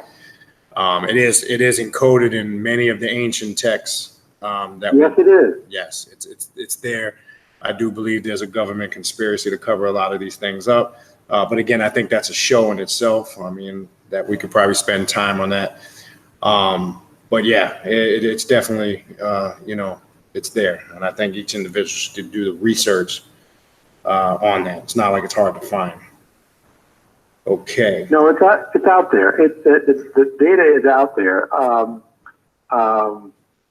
What is of more immediate and pressing concern, however, for us, because I think that will come and evolve over time, is what do we do, what do you and I and each of our listeners do about evolving our own selves as souls and as spirits and beings of light, such that when that age does eventually dawn, the age of light dawns, and it will dawn, Right. that we are part of it, that we do our work.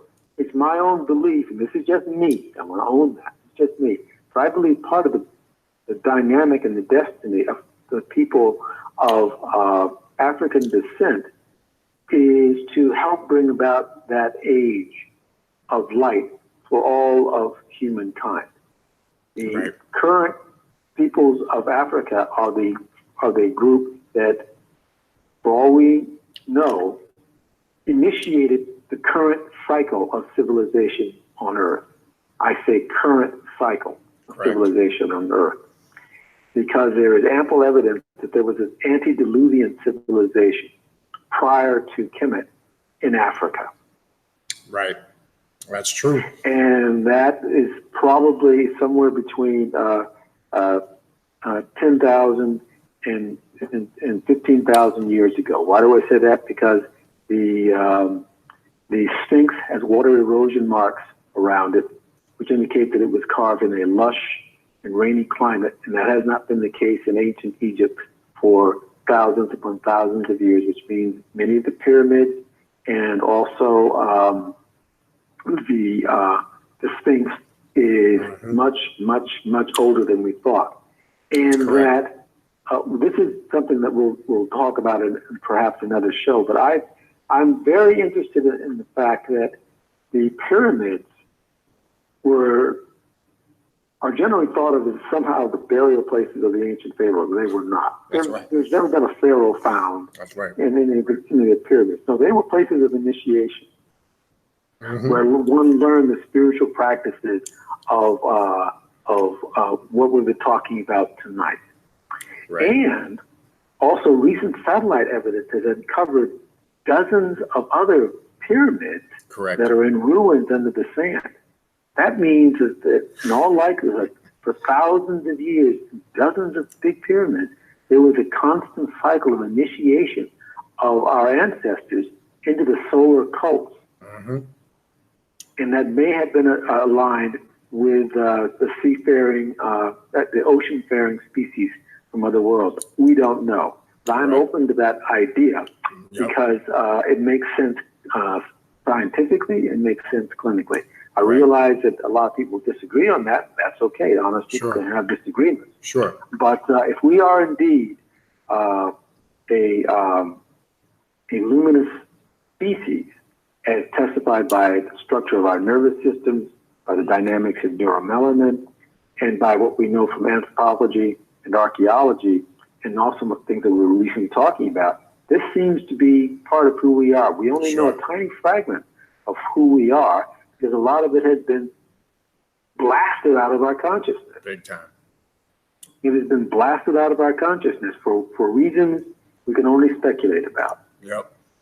And what comes to mind to me, and this is just my personal opinion, which it brings a elder to mind who I've had on the show a couple of times, who passed away, and rest in power to him. Who I enjoyed conversations with him on the show and in private, had many conversations with him. Dr.Edward Blair used to talk a lot about this stuff. I know there's people who had differences of opinion, but there was a lot of stuff that I believed that he touched on in as far as extraterrestrial phenomenon. But again, we're always going to have a difference of opinion. Sure, that's okay. That's fine. Sure, That's fine. but I think he touched on a lot of the stuff that we're talking about. But no, I appreciate it. Maybe that's something we could do a show on next time, kind of something in that area that would actually be pretty interesting. And Yeah, well, one of the things I'd like to do, and I'm going to explore this, is that because there's been fortunately a lot of interest in the dark light consciousness, is I think that maybe for folks that do better by listening, is maybe we'll turn it into an audio book. that'd be yeah. Some people do enjoy audiobooks. Yeah, and that way people can stick it in their listening device when they're on their way to work or in the car or something else like that. So let's give that some thought, because my agenda is to get the word out. That is what I'm supposed to do. And I'm supposed to do it in a certain kind of way so that it can withstand scientific and medical scrutiny. Right. So that's where my motivation comes from. I think that's a good idea personally. I think that's a great idea. All right, Dr. Bynum, we'll try to get you 2 more questions and wrap it up. Again, I know there's more questions, people, but I know for time's sake, again, Dr. Bynum, we get him back here consistently when his schedule permits. So if we didn't get to your question, just save it for next time, and we'll definitely get to it. This question is from Yvette. She asked, this is her question. I have areas, I have heard, maybe this could be a misspelling.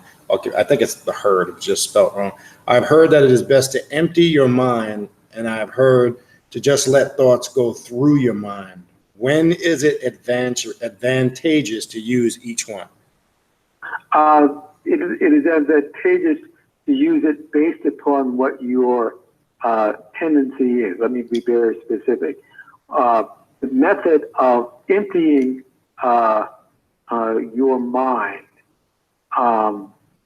is similar to the techniques of what's called concentrated absorption, or being able to focus your mind on something to the exclusion of everything else. Okay? That is a particular pathway in meditation.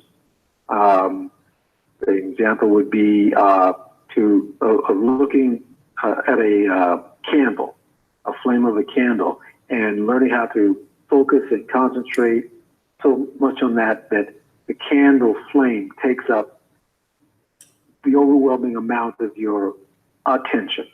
Okay? And as it takes up that amount of your attention, you simply don't have enough energy, enough juice, enough to spend on other phenomena that come into your attention. So that is that approach. And some people's minds work in that way. Great. Some people's minds work where they open it up so wide that they don't let their mind stick to anything. In other words, whatever comes through, but you don't pay much attention after that. You just let it keep coming in one window and out the other, to the point that all phenomena are recognized as transient. Okay? And that is much more of a vipassana or open-minded meditative practice. One is not necessarily, I have my preferences, obviously, but one is not ultimately better than the other. I agree. What is critical is that you notice your own habits, your own tendencies of thought and mind, and then you find something that is going to help you capitalize on what your tendencies already are. Like a simple example of that is, if you're going to focus, you're going to use the technique of focusing on something. Well, you start off by focusing on something that you like. Don't try and make yourself focus on, a rock or a bird or whatever you choose as your object of meditation. No, choose something that your mind is already kind of attracted to. Sure. And then that is like starting your car on a hill. It's just much easier. I agree. It's just much easier. I agree. Great. Good point. All right. I'm going to squeeze these last 2 in real quick. One of them will be very quick. What method is used? This is from Mandela Bourne. His question is, what method is used to overcome trauma if forgiveness of yourself or the other person is not used to overcome that trauma?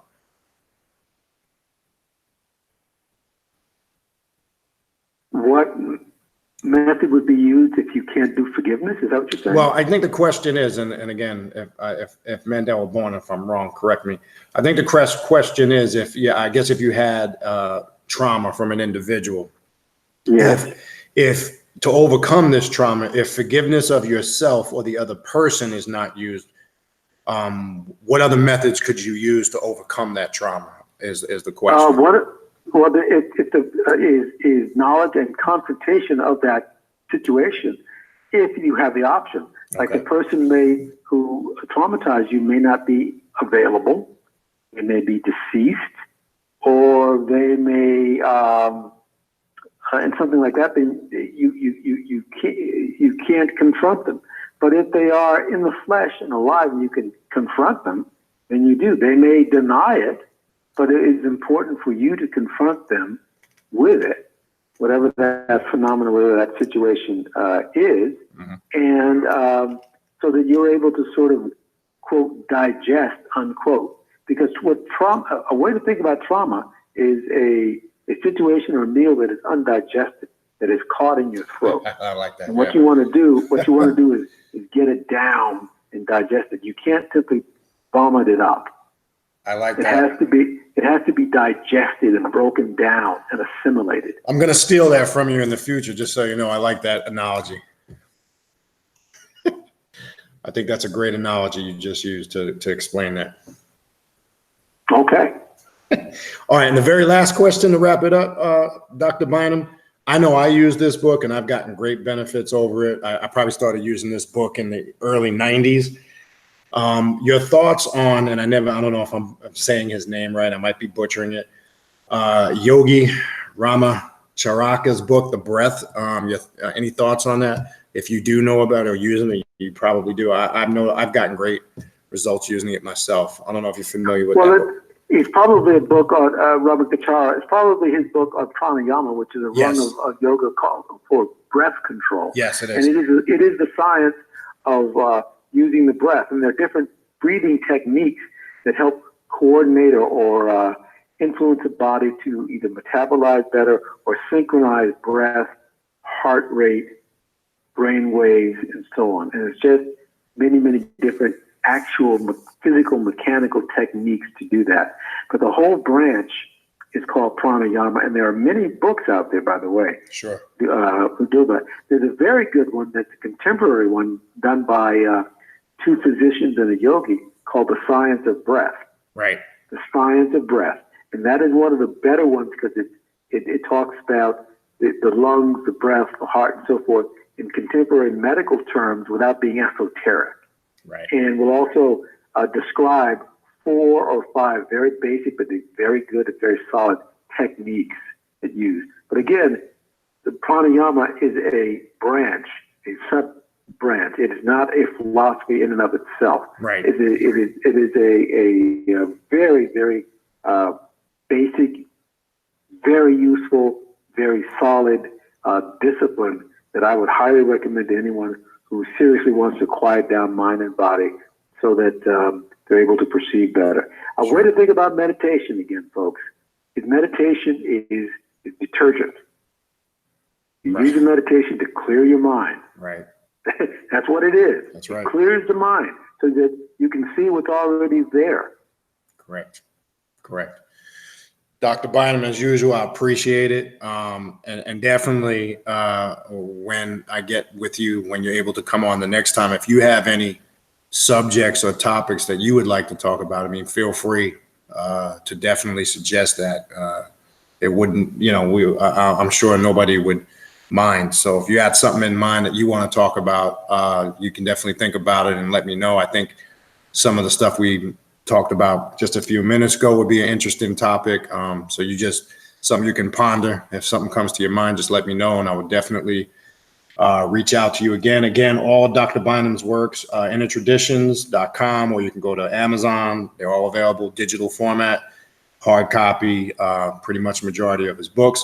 And if there's anything you want to say, I'll give you the last word, Dr. Bynum, and we will call it a night. I just want to thank the folks who are listening out there for following up with me on this. I do deeply appreciate your working and attending to it because, as you can see, this is a very important, very intimate, and very meaningful part of my life and my study and my spiritual path. And so It's always very heartening to hear that it is reaching other people. Sure. And so I feel extremely good about that. And I just want to thank people and let them know that I dearly, dearly appreciate it. No, I appreciate it. And I don't know if the brother's listening, the brother Akbar, who passed me your book, I think it was 2013. That's how I first connected with your work. He just, I remember walking in there, he said, "Hey man, check this out." And that was one of the one of the many books that had an impact on me. So I definitely appreciate your time. I know you're a busy man. I will check with you shortly in the next couple of weeks, and we'll see what your schedule looks like, and we'll get you back here when you're able to come back. All right. All right. I appreciate it. All right. Have a good night, Dr. Bynum. Thank you. You too. Thanks. All right, people.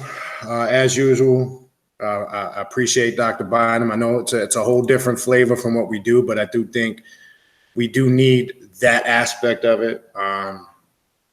Regardless, like some of the things he was saying, you know, you got to make one thing that stood out to me tonight. And I'm gonna meditate on it. You got to find whatever you claim your path is. You got to make it a reality by living the experiences. So if you didn't get nothing out of what he was saying tonight, marinate on that, okay? Because I think that small phrase right there speaks volumes. It ain't a reality unless you make it a reality. And that's what I mean when I say, if you're just reading books, that's great. If you're just studying these things, great. You're just a overwhelming wealth of encyclopedia information. But if you're not manifesting this and bringing it into reality, it's pointless. All right? Completely pointless. And if you don't have, again, this was the book we were discussing tonight for maybe somebody new who doesn't or was not familiar with Dr. Bynum, Dark Light Consciousness, Melanin Serpent Power, and the Luminous Matrix of Reality, in addition to all his other work. All his books get into these areas of study, and I think this is critical for us regardless. I like to call this the path to self-mastery more so than left-hand path. I know those are just terms. Anytime you divulge on a path where you take control of your destiny, or you're the one who will take that responsibility, it comes with work. And all the things that, you know, Dr. Bynum was talking about tonight, it's about doing the work. We don't get to this point by just reading and not acting on what we're studying.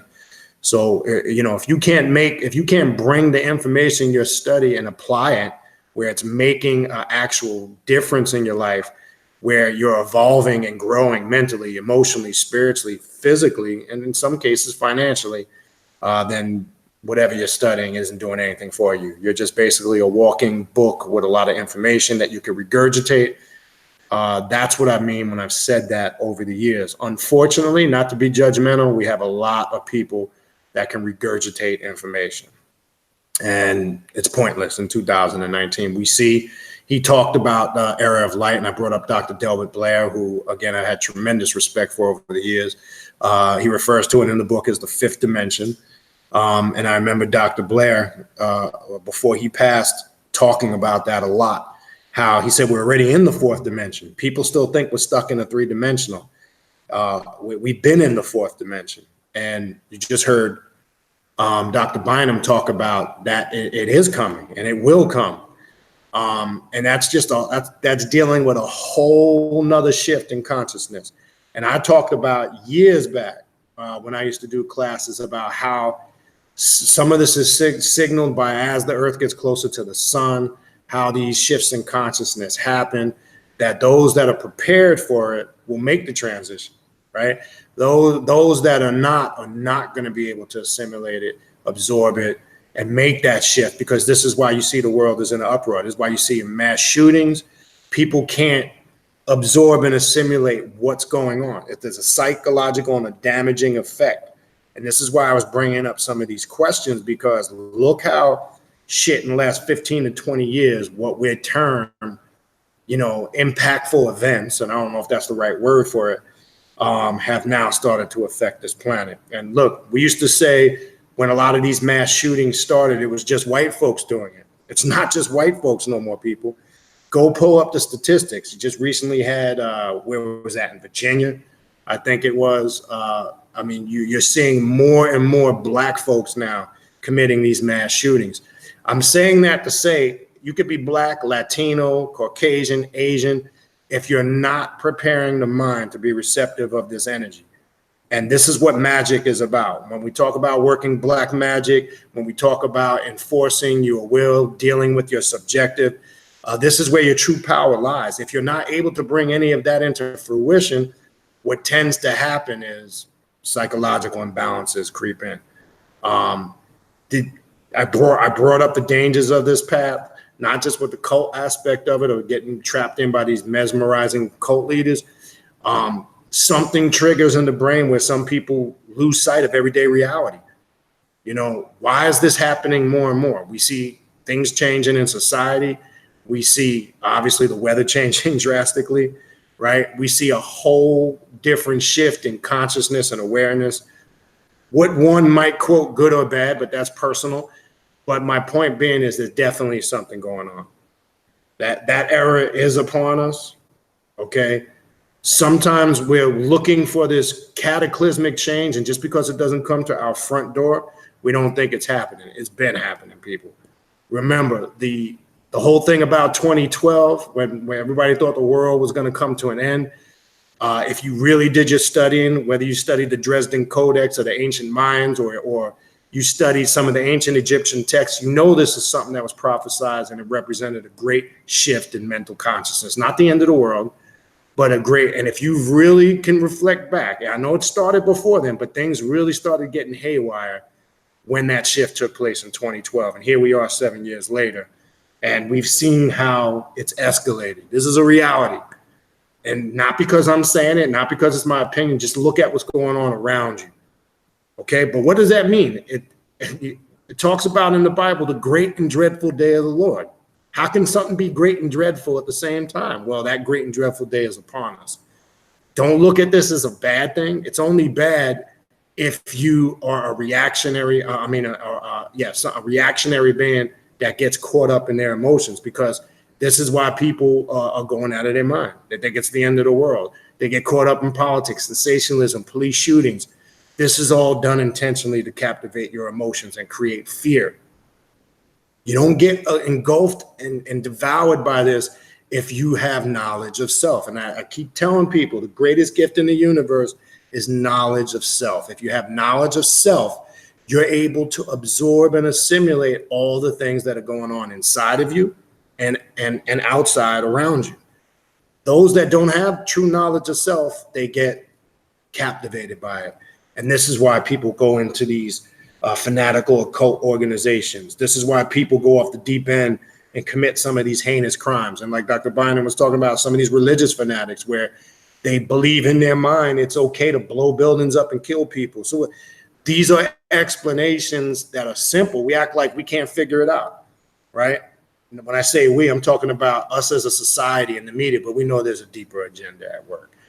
But I've always said, as a adept of the black arts, you can control always have complete control over yourself and your immediate surrounding and environment. The external things of the world only affect you if you let them dictate who and what you are. Doesn't mean it's not. I'm not saying it doesn't have a bearing on you to some extent, but it doesn't define who and what you are, only if you allow it. Those that let it define who and what they are, these are your people that are paranoid. These are your people that think, they fall for every end of the world gimmick. Okay. There's one thing that's guaranteed. I don't give a fuck what you study. Death is inevitable. Okay. You can't avoid it. So you can panic and you prepare, you utilize the time you have here to get that knowledge of self. And I guarantee you, your life will be much more productive. You won't fall for the okie dokie. Look, it's 2019. As I said, the day of the conscious pimp is over. Anybody that's still parading around in these organizations, clubs, and groups and pledging allegiance to some charismatic leader, to me, those are people that suffer from cognitive dissonance. No matter what you tell them, they're not grounded in reality. They're going to rebuke anything you tell them that's not in line with their ideology. These are the things that I'm talking about. So you do what works for you. I've been saying that since day one. You don't have to label yourself. The beauty of this path is you can practice so many spiritual systems without having to give yourself a title and a label. One thing that's great about Dr. Bynum's book, he touches on a vast area of spiritual systems. He gets it hardcore into a lot of the African spiritual systems, some of the Dravidian systems, etc. And it's a beautiful thing. And that's what we have to do, to have a vast knowledge of this information if we truly truly want to make the transition and change and become the gods and goddesses that we're destined to be. And again, I posted, I want you guys to check it out if you haven't. I'm going to leave you with this. Sister Megan earlier sent me an email. I think she goes by Megan Drinkwater. I don't know if I butchered your name. I apologize. She'll send me emails from time to time. She sent me a video that I posted in the community section of my YouTube page. It's a 10-minute video. I would suggest, and it wasn't a coincidence that it came through tonight. It was in reference to some of the stuff that I was talking about how we've always been here and how old we go back and how we're the gods and goddesses that have always populated it. We were talking about it on 2 shows back, Genesis chapter 6, etc. This video goes into that and beyond based on a DNA testing they did from this African man who they traced his genes back to 330,000 plus years ago. So I put up on the post, I've been saying this for years, okay? We shouldn't be surprised by this, because the power of the divine or God has always resided within us, because we are God. It's that simple, okay? We got to start realizing all of these things lie dormant in us. We just got to unlock them. We're not really learning anything new. It's only new because we're not aware. We lost that awareness. Like Dr. Bynum used the term, they blasted this stuff from our conscious, this awareness, this knowledge of self, knowing these things. They've intentionally wiped it away from our consciousness. So I keep trying to tell people it's always been there. The spiritual work you do is to unlock that God or goddess-like quality that exists within you. So if you haven't had a chance yet, I posted it earlier before I came on. Again, I've also posted it on the Primordial Chaos Facebook page. It's a short YouTube video for 10 minutes. I would definitely suggest you guys check it out. I think it'll spark certain areas of interest, of awareness and study within you. And I think you'll get, a lot out of it from that short little video. All right. Other than that, Mandela Born, I will reach out to you. I want to see if we can get you on next Thursday. I will definitely put it on my list to reach out to you tomorrow. I got your contact information. I did get it in the email. I have been busy the last couple of days. Tomorrow I will have some time to do some stuff. So let's see if we get you on next week. Not sure what we're going to do Tuesday, but I'll post something. I have no idea. I'll figure it out. I'll just come up with something. Other than that, again, real quick, the June 20, I seen somebody just email me why we were on air. I will get to your emails. The June 29th class, the private class. Again, let me just reiterate, because I've gotten a couple of questions, and if people are watching, so let me address some of those questions about that class real quick. That class will be Saturday, June 29th, and already we have several people that have signed up for it. That class will be Saturday, June 29th from 3 to 7 p.m. Eastern Standard Time. It is a live class, private. You'll get a link. Obviously, you have to have a device that has a camera on it. You will be able to interact with everybody in the class. If you've taken my online classes, it's the same format, same program that I've been using. You'll get a link. Once you register and sign up, the link will be sent to you, and then you'll be able to attend that class. And again, it's going to be Saturday the 29th of June, 3 p.m. to 7 p.m. Eastern Standard Time. We take a short little intermission in the middle. So it's a 4-hour class. We're going to be covering a lot of information. All right. We're going to be dealing with demonic integration, how to activate your personal daemon, your higher self. We're going to talk about specific rituals, techniques, how to set up altars for that type of work, tools, how to consecrate them. The classes go more in depth and they're more personalized. And then we all are able to interact. We'll also have some exercises we will do as a group.